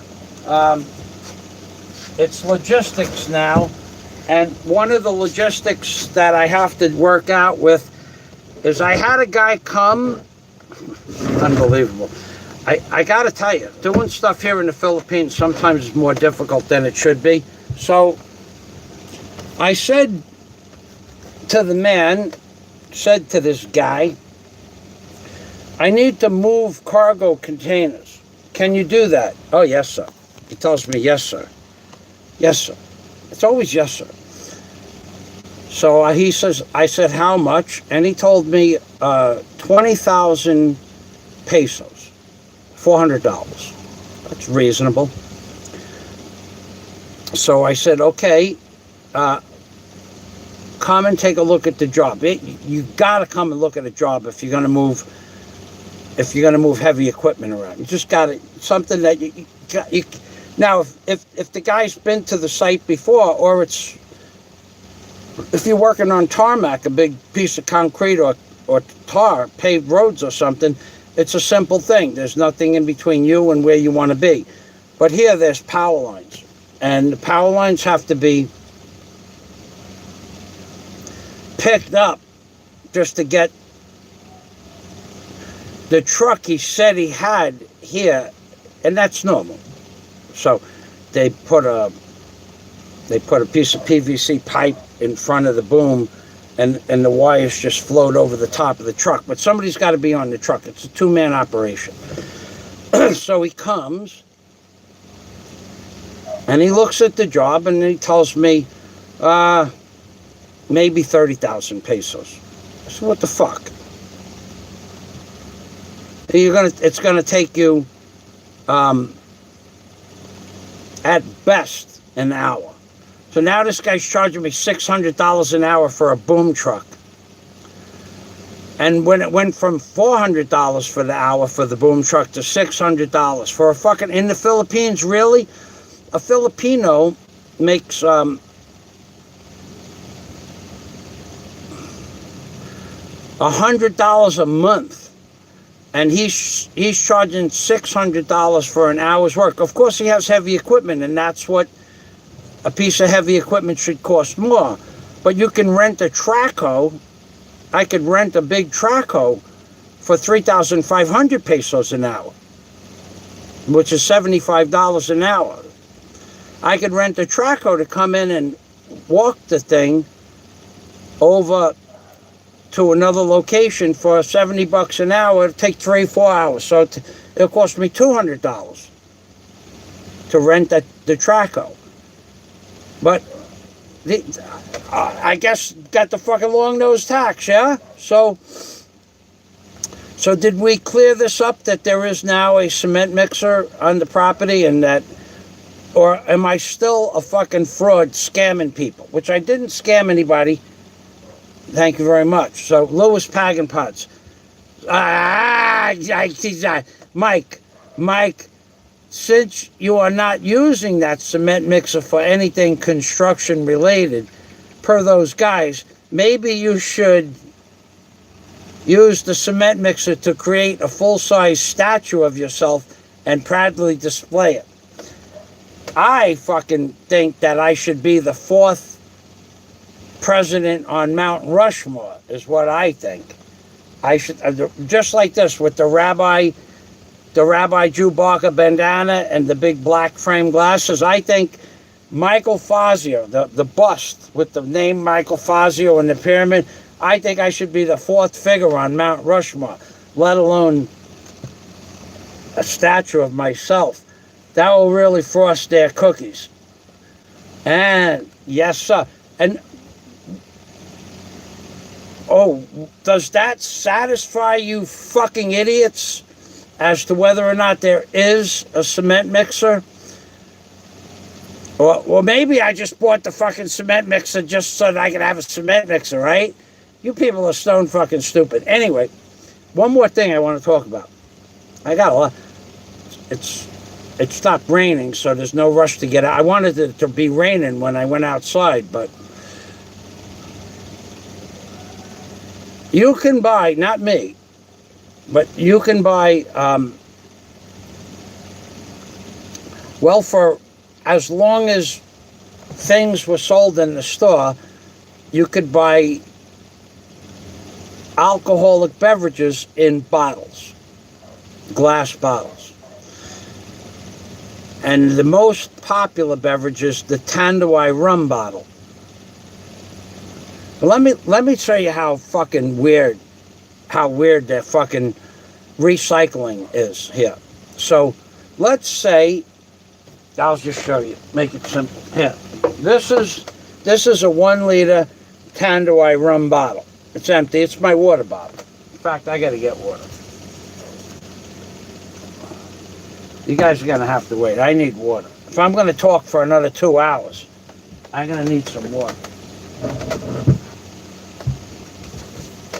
That was a hint. That was a hint. If I'm going to talk for another 2 hours, you guys ought to get something to eat. So, if I'm going to talk for another 2 hours, you better get something to eat. Because I might talk for another 2 hours. I busted my ass yesterday. And I really worked hard yesterday on a couple of projects. And if I rested my body today and went back to work tomorrow, being that it's not raining, wouldn't make a difference to me. So, this doesn't make any sense, but what is going to make sense, here's what I'm going to do for the neighborhood. I'm going to do this for the neighborhood. There are,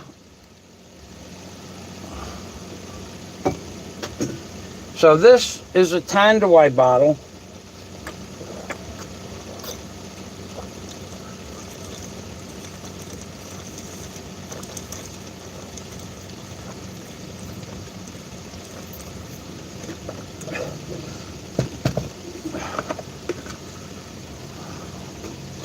This is a 1 liter Tanduay bottle.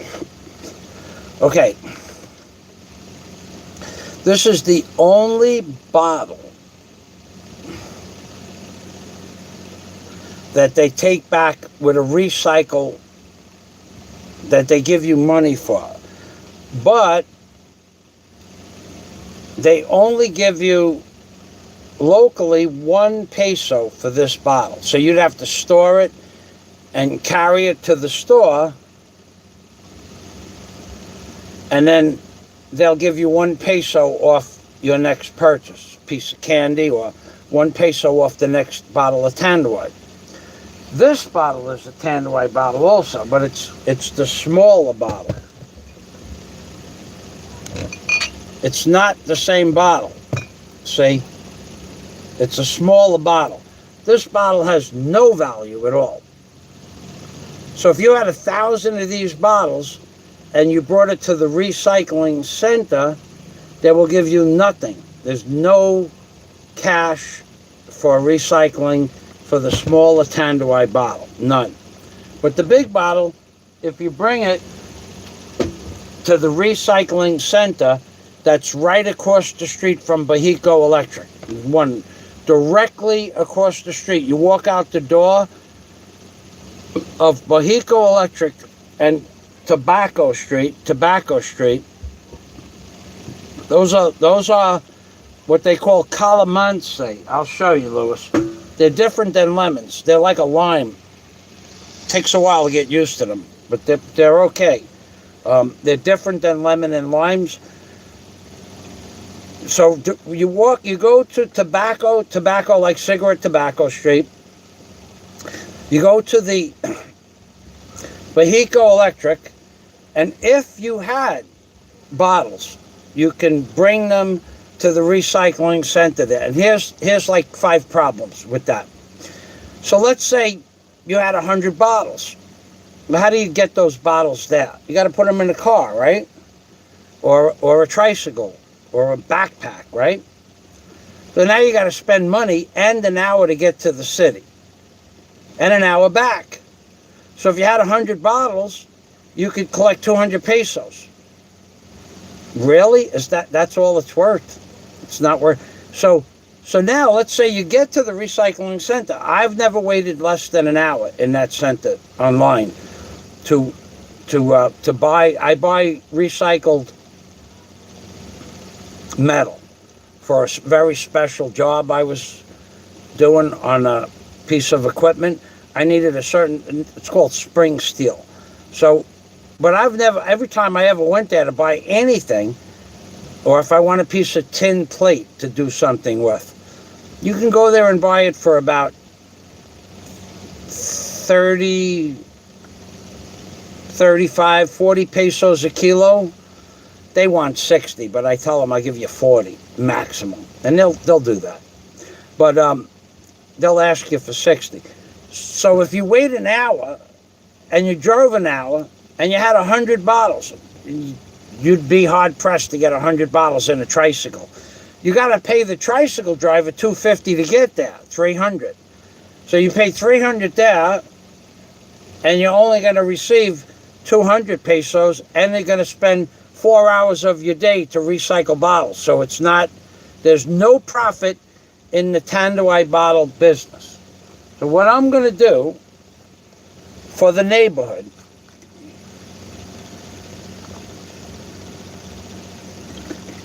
for the footings, when I start pouring the footings, I'm going to have the children work if they want to work. They don't like to work, though. They don't want to work. I asked them once before to pull some weeds so that they would get each, like, receive 5 or 10 pieces of candy, depending on how many children pulled the weeds. And they all went, no, no, no, no, in unison. It was as if they all knew that they weren't going to work for candy. So I still gave them candy. I stopped this week. No more candy. I gave out just about 2,500 pieces of candy. That's enough. So now I tell them, you know that the children from one of the children from the local stores, whose father and mother owned the local store, comes by my house and asks me for candy. Of course, I give them candy, but the Sari Sari store owner will give no candy to the children for free. Never. Never does, never did, never will. Anyway, what I'm going to do for the neighborhood is I'm going to give, being that these bottles have no value, and there are piles of bottles, piles 2 or 3, 4 feet high in some lots, and empty lots or next to a house, they just put them in a pile. I'm going to give the children, I'll figure out some reasonable amount of money to give the children for any bottle at all, any glass bottle, no matter what size it is. And I'll grab all those bottles and crush them up.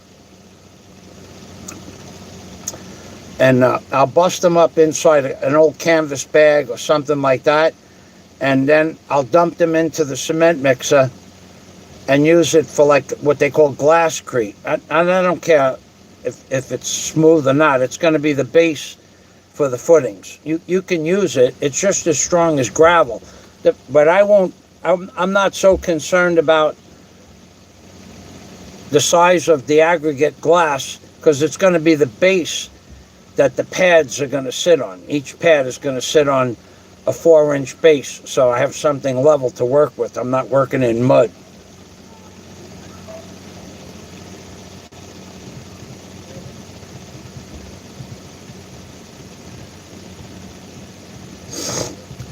That's right. As long as I have a Filipino partner, I can have any business I want.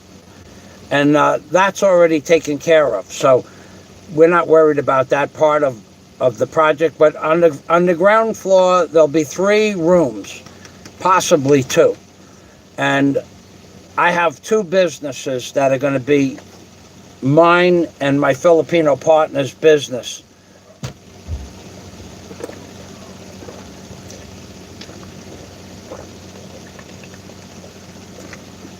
And both of them will be money-maker businesses, both of them.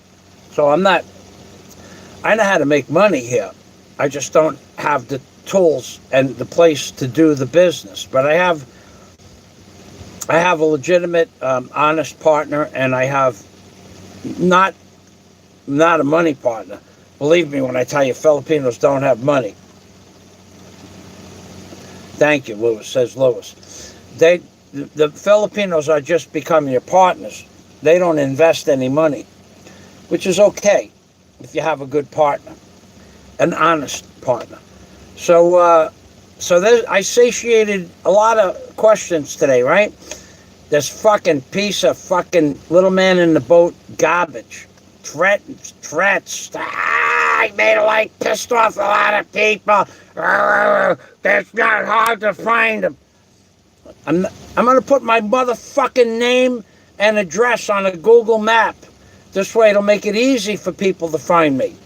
This way they don't bother my fucking neighbors when they're looking for me.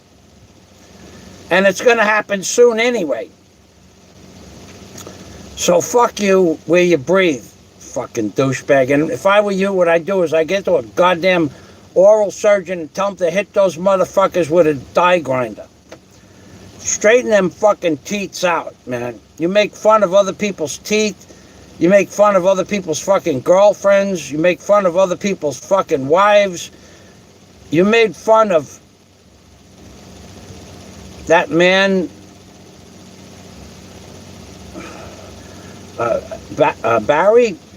I'm trying to think of his YouTube name, MJ Moto Vlogs or something like that.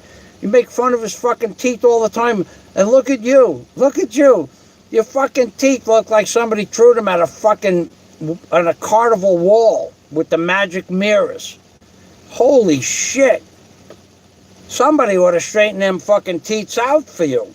They got oral surgeons in the Philippines. They got orthodontists. You could go to the fucking local building supply and buy a fucking grinder for a couple of thousand fucking pesos. You could get a piece of sandpaper and a block of wood and fucking block sand those motherfuckers down level. Shit, they ain't fucking real anyway. What difference does it make? You won't feel a thing. Or you could have somebody else come and straighten them out for you.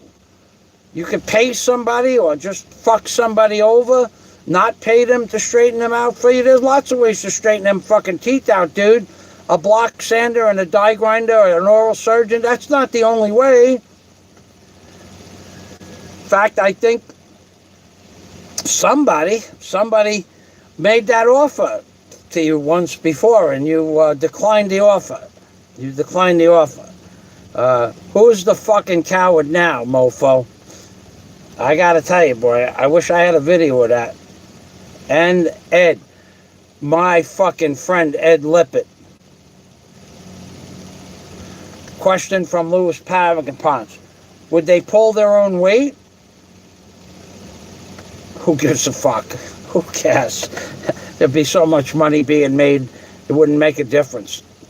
To give them 60% of something that I wouldn't be making otherwise would be well worth it. I wouldn't care. The ideas that I have are going to be money-making ideas, not losing propositions. So, yeah, would they pull their own weight? Well, they'd be pulling their own weight in the sense that the law says they have to be a 60% partner. That's the law. So we're going to go with the law. And I'm sure that I know lots of people, Filipinos, they don't do a fucking thing. They just become a partner with somebody that wants to set up a bar or a restaurant business, and they need a Filipino. I know one of my close personal friends doesn't know the first fucking thing about bars. And he partner in a bar. And every month he goes and collects his end of whatever the receipts are. Now, the bar got closed down because the Luna Beach got closed down. But he didn't know. Does he care? He don't give a shit about it. He doesn't drink. He doesn't go in bars. He's a partner in a bar. Is it worth it for him? Fuck yeah. Is it worth it for the Chinese guy that built the bar? Fuck yeah. The bar is packed 7 days a week, packed. So he's making, let's say he's making, I don't know, $2,000 a week cash after taxes, the Chinese guy, right? And he gives the Filipino guy $2,400 a week. He's still making $2,000 a week in the Philippines. It's a good deal. Now, Ed, my friend Ed, Jim Bob, thank you for reminding me about fucking Ed. I still say, okay, we'll get to that. Ed Lippert, you motherfucker, man. You abused a Vietnam War veteran. You abused him. You said that he bought a house for his wife. Why doesn't he go out and buy teeth and shit like that? And that kind of shit. What the fuck fuck is wrong with you? You have to be the lowest fucking scumbag motherfucker to ever set foot off a fucking airplane in the Philippines. I don't think there's a fucking lower class motherfucker than you. You're talking about a man that could have lost his teeth because of a chemical called Agent Orange that he breathed in Vietnam. And it caused problems for his liver and his kidneys and possibly his teeth. You're talking to a man that may have lost his fucking teeth in some sort of explosion or firefight. We don't know that. Ed never discussed it with me.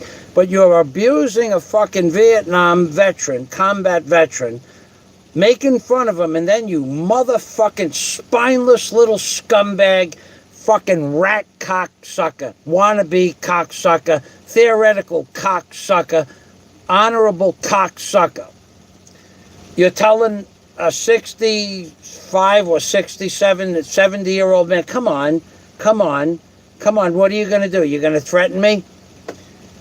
I bet you fucking, I'll bet my fucking cement mixer, you motherfucker, you wouldn't say that to Ed Lippett's face.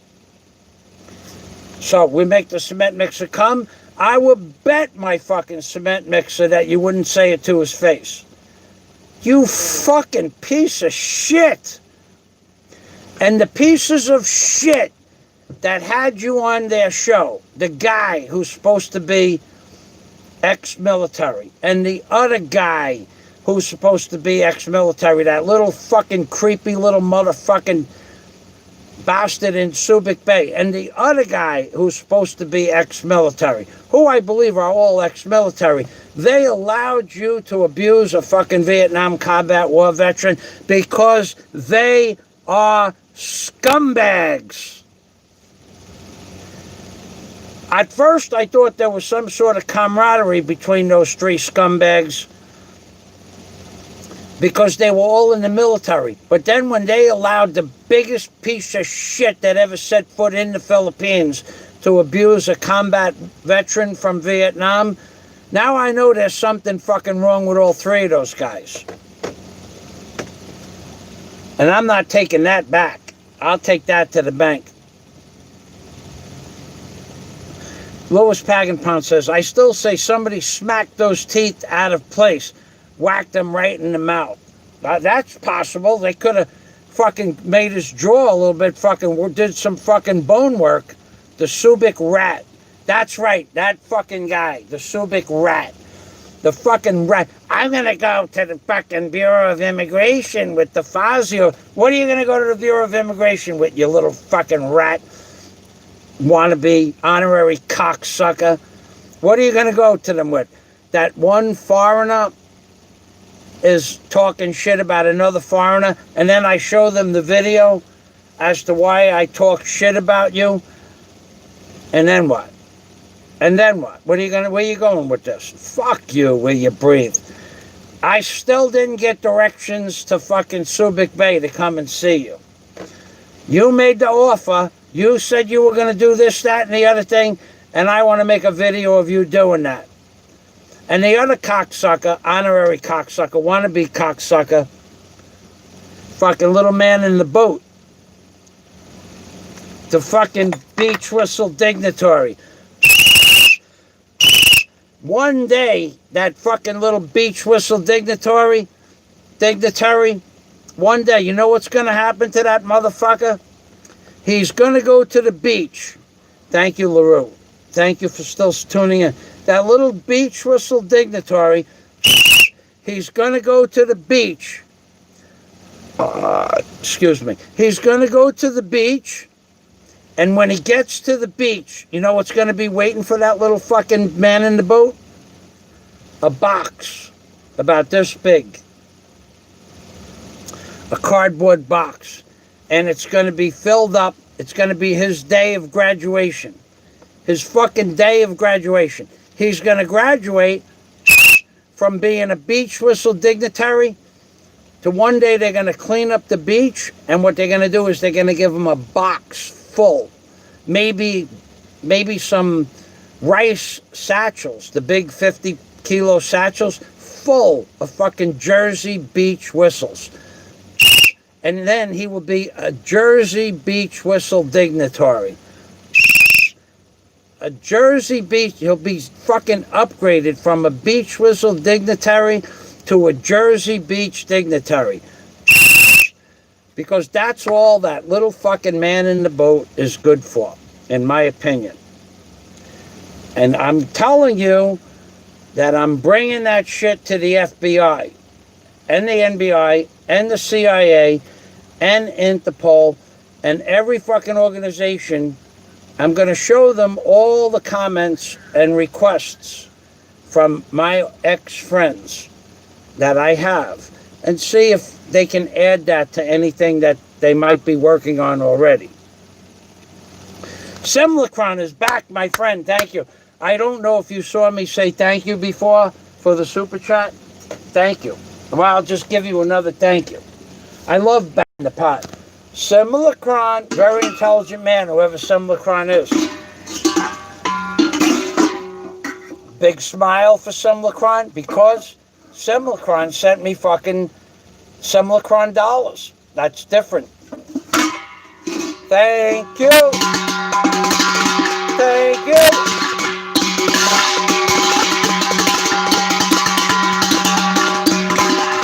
Thank you very much. Simulacron, thank you. Salamat. And back to the notes. Wow, the internet's working good now. Simulacron. Paul Winchell of Winchell Mahoney also became the first person to build a patent in mechanical artificial heart. Is that true? Wow. That is so cool. Are you serious? I had, the shit I lost in Hurricane Sandy. I had the original Winchell Mahoney marionette in the original box with the original strings in a box. And I also had the original Howdy Doody doll in the box with the strings. And I also had the original, the seven something, Cinderella and the Seven Dwarfs, with the one with the seven dwarfs. I had one of those, Peter Pan. Excuse me, Peter Pan. I had the original Peter Pan doll with the. I don't know why I had them. My uncle, who was an avid educational person, he always was in some school. He was in some school. If he's still alive, he's probably still going to school. This guy loved school. And he was the one who taught me how to play chess and bought me my first chessboard. And he tried to educate us to the arts, because being in a family of construction workers and tugboat captains and crane operators is not so much the arts. But he introduced me to opera. He actually took me to an opera. And he introduced me to theater. And he would take me. I was the oldest nephew. And he bought me those puppets and he showed me how they worked. So I lost those in Hurricane Sandy. But they were brand new in the box. I also lost 2 alien dolls. I have one. So I believe you, Simulacron. Yep, Paul Winchell was the jack of all trades. Thank you. So people that play with dolls and puppets, some of them become quite successful. And if you'll remember, the Obama doll made me the man I am today. The man I am today. About 1,000 times more of a fucking man than that piece of fucking slimy fucking cockroach, fucking backstabbing, snaky motherfucker on a dusty island in Cebu, otherwise known as the little man in the boat, who keeps contacting all my friends. I filled out the paperwork about that. And now some things have to happen for it to go further than me just filling it out. But the documents have been passed on to the Girl Scouts, to the NBI, to the CIA, the FBI, the Interpol, the documents were passed on. And 16 fucking messages in 3 days and you don't get a response to just one person, and you think that's fucking normal? You think that's fucking normal? Getting back to the piece of shit that runs the channel that let the other two pieces of shit talk about me as if I was a gay ladyboy. You are a piece of shit. You are a fucking piece of shit from the get-go. You said nobody ever talked to you like that? That's because you just never ran across the wrong fucking guy. You are a fucking piece of shit for making up stories about me, and then for letting them make up stories about me and letting them run with it. You are a piece of fucking shit. And you have the nerve to call me a pile of shit? You are the biggest, literally, the tallest, and the biggest piece of shit on YouTube. And you're a combat veteran, and you let that other piece of shit abuse another combat veteran? Why? So it fit your agenda? Why? Why? Well, I'll end my fucking stream with some serious fucking truth. What I think is you're being coerced to do it. And you don't have the fucking balls to go straighten it out yourself, either legally or financially, take care of it. And I think you're being coerced. Possibly even something even more intensive than coerced. And that because of something you fucking said on YouTube a year and a half ago, you fucked up. You fucked up. You said something that could get you thrown out of the Philippines. So now you're all against me to satiate this little scumbag's fucking agenda. That's my opinion. I'm sticking to it. I think the scumbag that's going to rat me out to the fucking, wherever the fuck he's going to rat me out to, I think that scumbag is using it as leverage against you. And I could go back in my files and show you the videos that I'm talking about, what you fucking said. And I could go back and show you the videos that he said he was going to get you thrown out of the fucking Philippines. And legally, he may or may not be able to do that. But one thing for sure is he could cost you a lot of fucking money. And that's why I think you're letting two pieces of shit, like that piece of shit from Subic Bay and the other piece of shit that's in Thailand, I think you're letting them run with any narrative they want because you are being coerced through leverage for something you fucking said. You piece of fucking shit. And you're allowing them to abuse a fellow combat veteran. I thought originally it was just done between you three veterans. I thought originally there was some sort of camaraderie there. But there's no fucking camaraderie. It said, your fucking ass, you big, giant piece of shit. Your big ass is in a sling. And you got nowhere to go. So you turned on me to help the fucking biggest piece of shit on YouTube. Besides you. He's the biggest piece of little shit, and you're the biggest big piece of shit in the Philippines for letting that happen.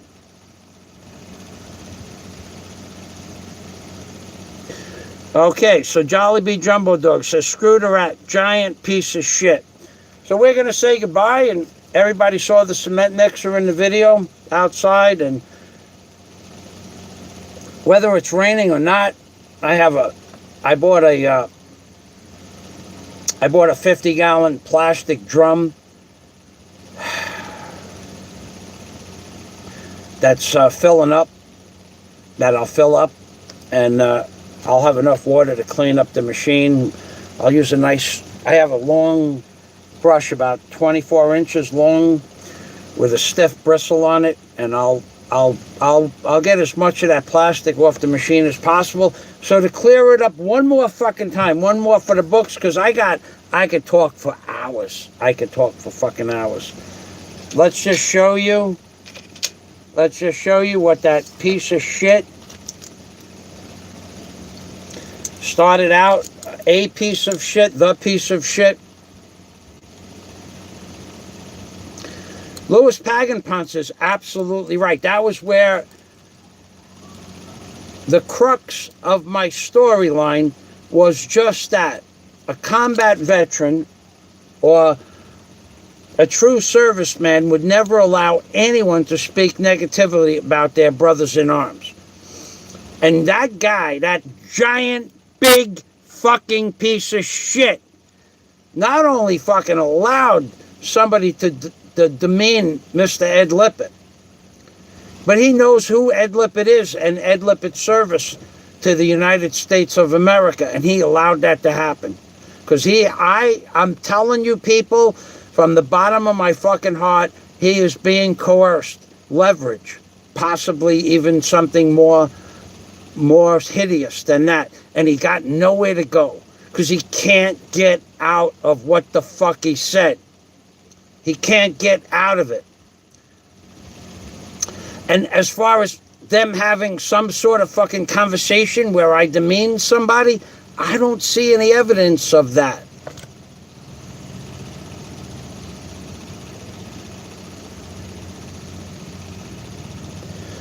Jollibee, Jumbo Dog, they are cowards. They embarrass themselves and the Army.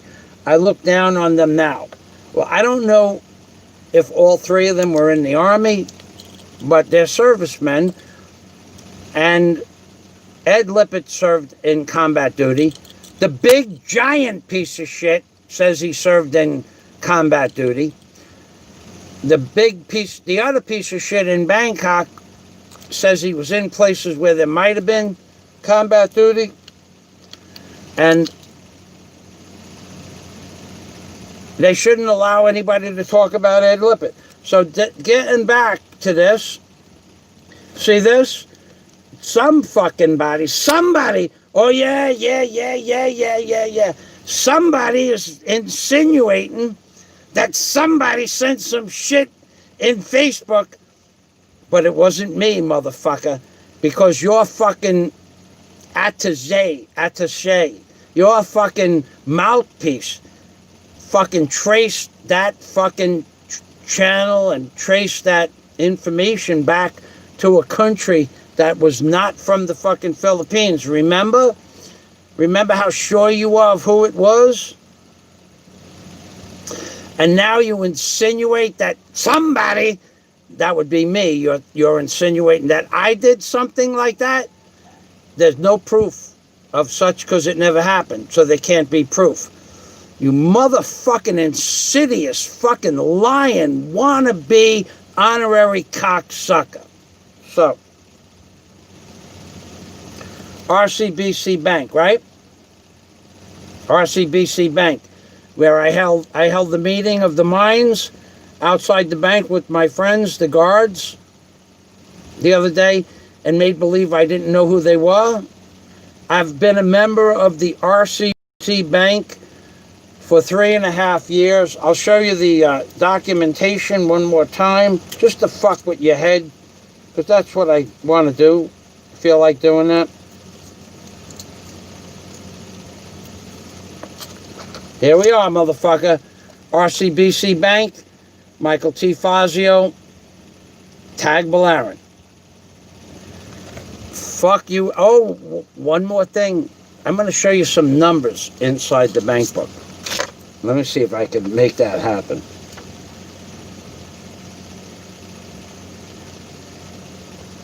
I can do that.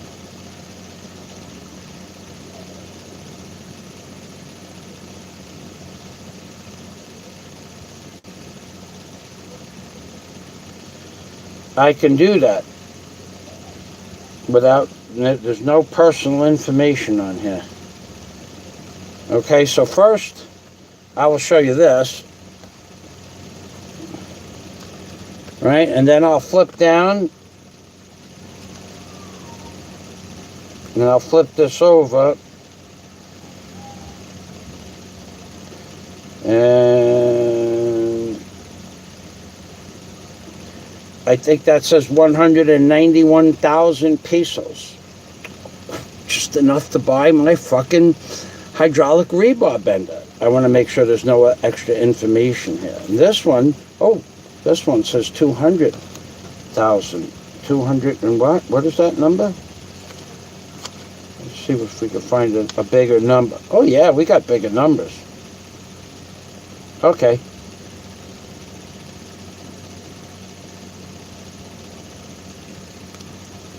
Here you go, asshole. What is that number? 2019? 2019? What is the number there?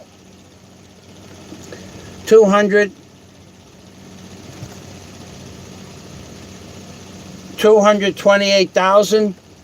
228,000. Is that what that number says? 228,800 pesos on 2019. Is that what that says? And there's a lot more in there since then. But that was the number from last year. So fuck you where you breathe. And this is my second bank, because they're not real thick. They're only 5 pages. How many pages are in here? 1, 2, 3, 4, 5, 6. They're only 6 pages. So fuck you. Go ahead, call the bank. Tell them that Michael said hello. Fuck you where you breathe, you fucking rat bastard. This is your fucking life. No, and you're the best vlogger. You do nothing. You turn what you think about yourself around on me. You say, I've done nothing for society. I've had hundreds of people buy their children and wives and food for Christmas and pay their bills and their rents and their mortgages. You've never done a fucking thing to benefit society. Jack Thompson says it best. Some people fucking sign the front of the check. That's me. Some people sign the back of the check. That's you. And I would imagine if you had any fucking morality at all, you'd back up to the fucking counter where they give you the check, because you know goddamn well you've never earned a fucking penny in your life.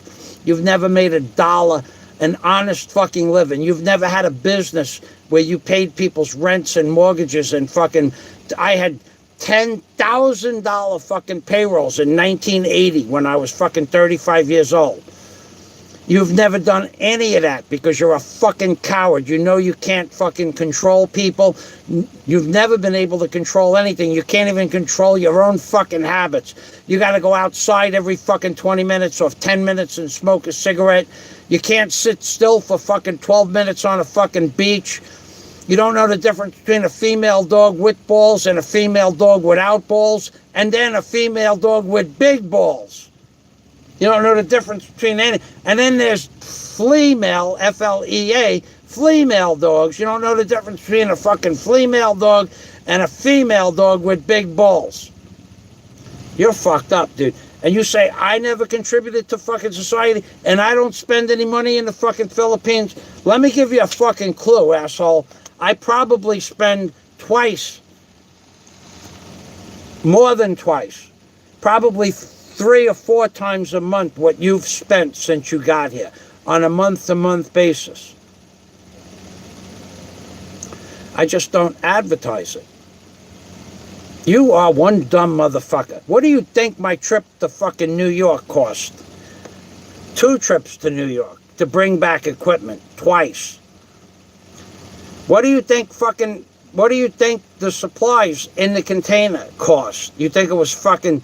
So I walked into a fucking building supply in America and bought supplies? You think that shit was fucking free? 5,000 fucking fittings and electrical and plumbing fittings? You think all that shit was fucking free? You stupid motherfucker. And then I paid to ship it back to the Philippines? Fucking fittings, fucking cords, pipe, wires, thousands and thousands and thousands and thousands of fucking feet of wire, number 10 wire, number 14 wire, number 8 wire. You stupid motherfucker. And now I'm getting ready to put some of it together. I'm broke. Fuck you where you breed, you fucking rat bastard. Jim Bob says, yes, I will confirm 228,800. Simple enough. I could show you shit. That's just one bank account. Remember, I said I had 3. Remember? And that's just one bank account. And that's before somebody was going to buy me a computer.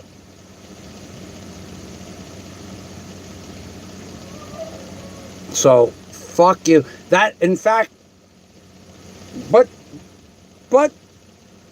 that gentleman that was helping me buy a computer, you can confirm it with him. Not today, because I believe that today he's busy, but you can confirm whether or not I have a bank account in that bank, because he would know better than anybody. And I wish to thank him, but that's like water under the bridge. So thank you very much. But the money that I bought the cement mixer was not from that account. Believe me when I tell you that. I just have to figure out a way to get money here a little faster than what it is. They are cowards. They embarrass themselves, and the Army, I look down on them now, says Jollibee Jumbo Dog. They should be fucking embarrassed.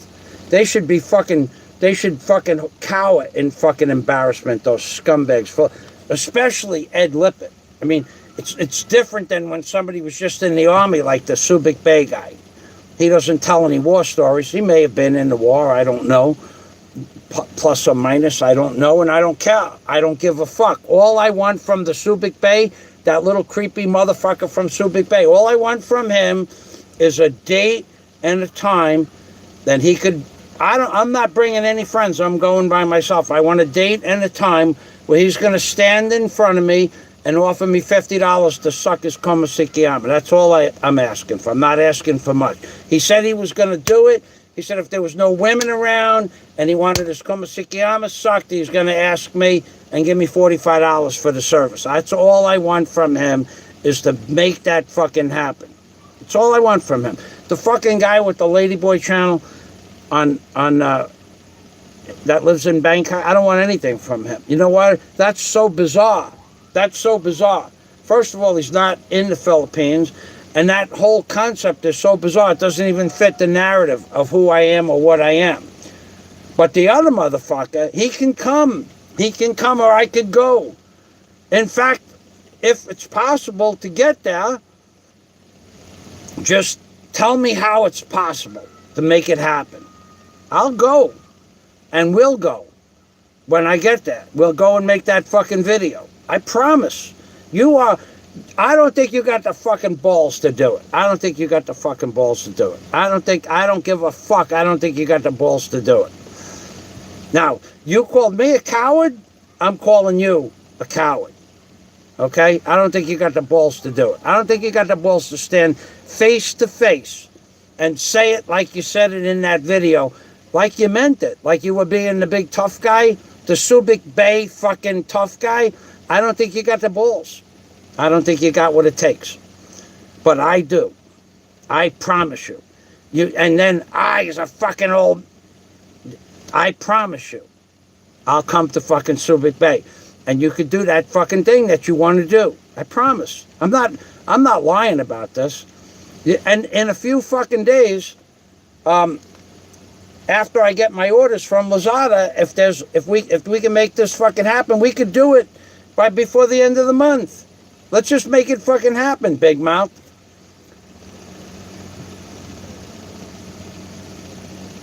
Louis Paganpunt says, wow, I thought passport savings was a thing. Well, we are living in the Philippines, Louis. The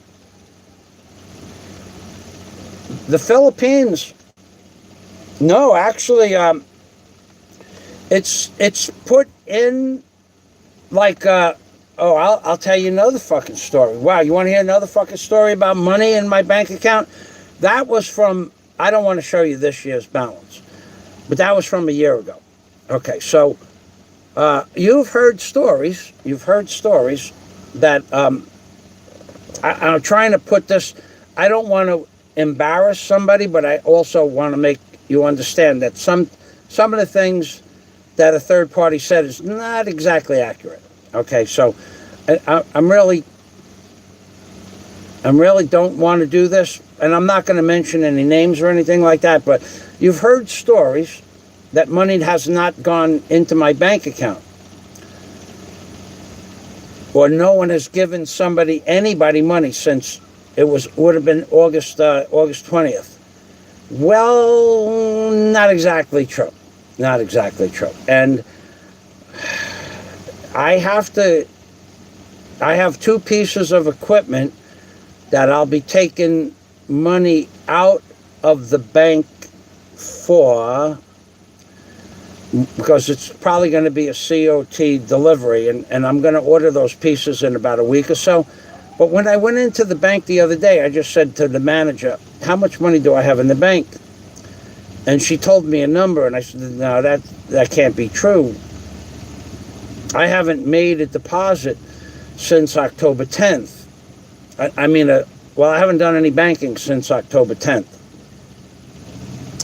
And she said, Sir Fazio, money came into your account in mid-October. So that's story about no money, out the fucking window, gone. And if I have to, I'll show it to you, but I don't need to show it to you. By now, if you don't think I'm telling you the truth, believe me, I'm telling you the truth. So, actually, Chemical Bank before Chase purchased them. That's right. Chemical was Chase. He never worked a real man's career. He was an overpaid cleaner for the state, says Jollibee Jumbo Dog.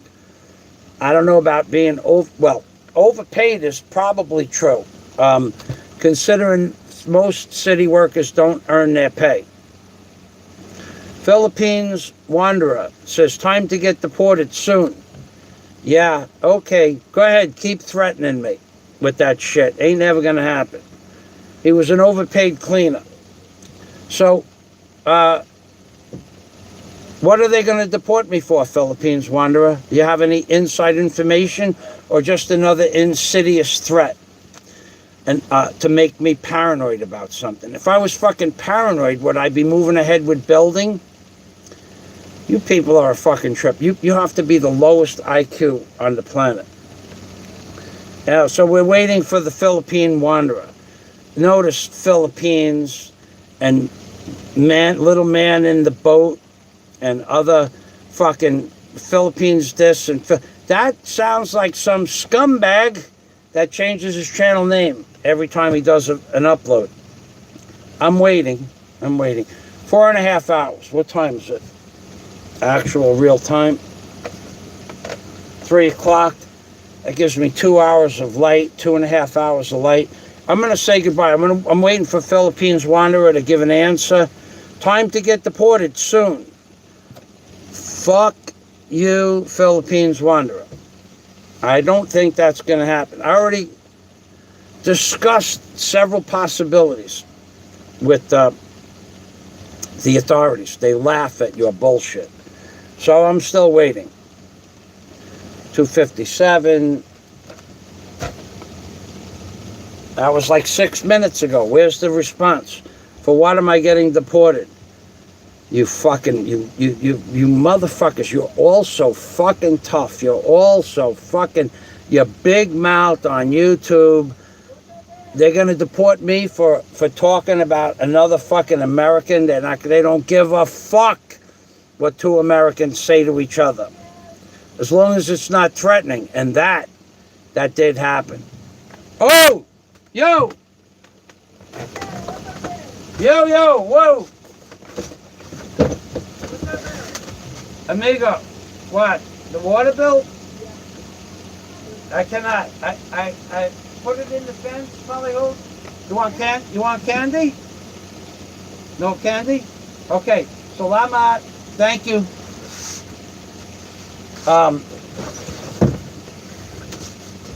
One of the neighbors just dropped over my water bill. So I'm waiting for the Philippines douchebag. Okay, he's not going to answer. See? This is what they do. You're not going to make me paranoid. In fact, what's going to happen is somebody has to leave the Philippines, and I believe that's you. I believe that's you. And whether or not you can get back in, I don't know. But I've heard stories that probably that's not going to happen. And with that, I'll say God day to everybody from Michael Fazio in the Philippines, baby. I'm going to go out and clean the new cement mixer. And then hopefully I can buy a power brick for my computer. Hopefully I could get the computer to turn back on.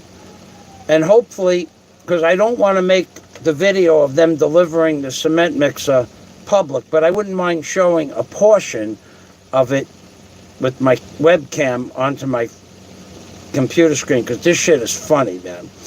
I am laughing when 3 Filipinos that delivered the cement mixer. I'll tell you one more story. What do I give a fuck? And in the meantime, maybe that little fucking insidious little coward will come back on and give some reasons for me being deported. So they come with a fucking 6-yard truck with a 42-inch height on the bed of the truck. Normal, standard 42 inches. And they got the cement mixer on the truck, and they got 4 Filipino men. And I know who all of the men, from the video you saw at the yard, but I know them all for years anyway. So the 3 guys in the back of the truck, they're like getting ready to pick up the back of the cement mixer with the wheels, which weighs well over 1,200 pounds. What? I said to them, what are you doing?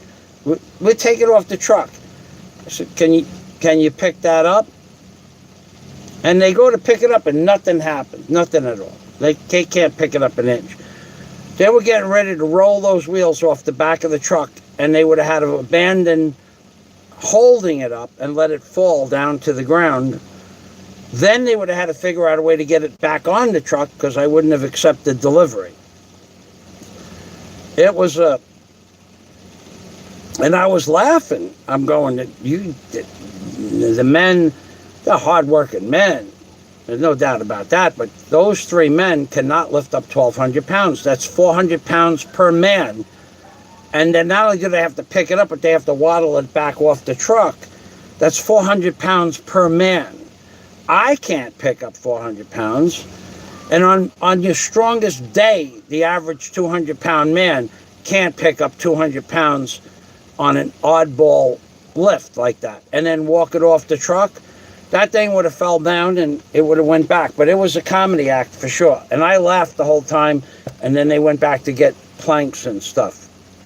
Okay, that's it. Let's say goodbye. We started out with my favorite doll, but not to be outdone by my second favorite doll, who made me famous. Giant piece of shit. That's right, baby.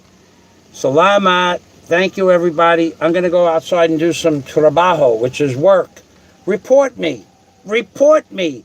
Report me, mofo. Report me. I'm being per me. And God day to everybody from Michael Fazio, the Mr. Obama doll, and baby alive, whose nickname is Digger, D-I-G-G-E-R, Digger too, because digging is what he does. Digging, digging, digging. Dig it, baby. Can you dig it, baby? Dig it, dig it, dig it. Take care, Jolly Bee Jumbo Dog. And take care of that cement mixer, too. When next you see, I'm going to have to get a new, I'm going to have to get a new modem tomorrow.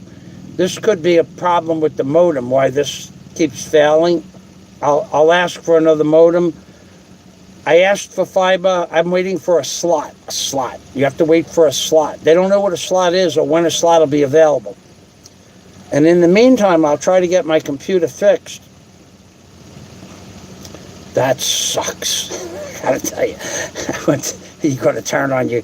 It worked for a long time. It was a good computer. I'll just go buy another computer. I'll just take some more fucking money out of a different bank account. I'll take the money out of the bank account that I was going to use for the, what else am I buying? The building materials. That's a different bank account. I'm being permy. God day to everybody from Michael Fazio, Mr. Obama doll, and Digger 2 in the Philippines, baby. I'm being permy. Thank you. Take care, Mike. And take care of that cement mixer, too. I will.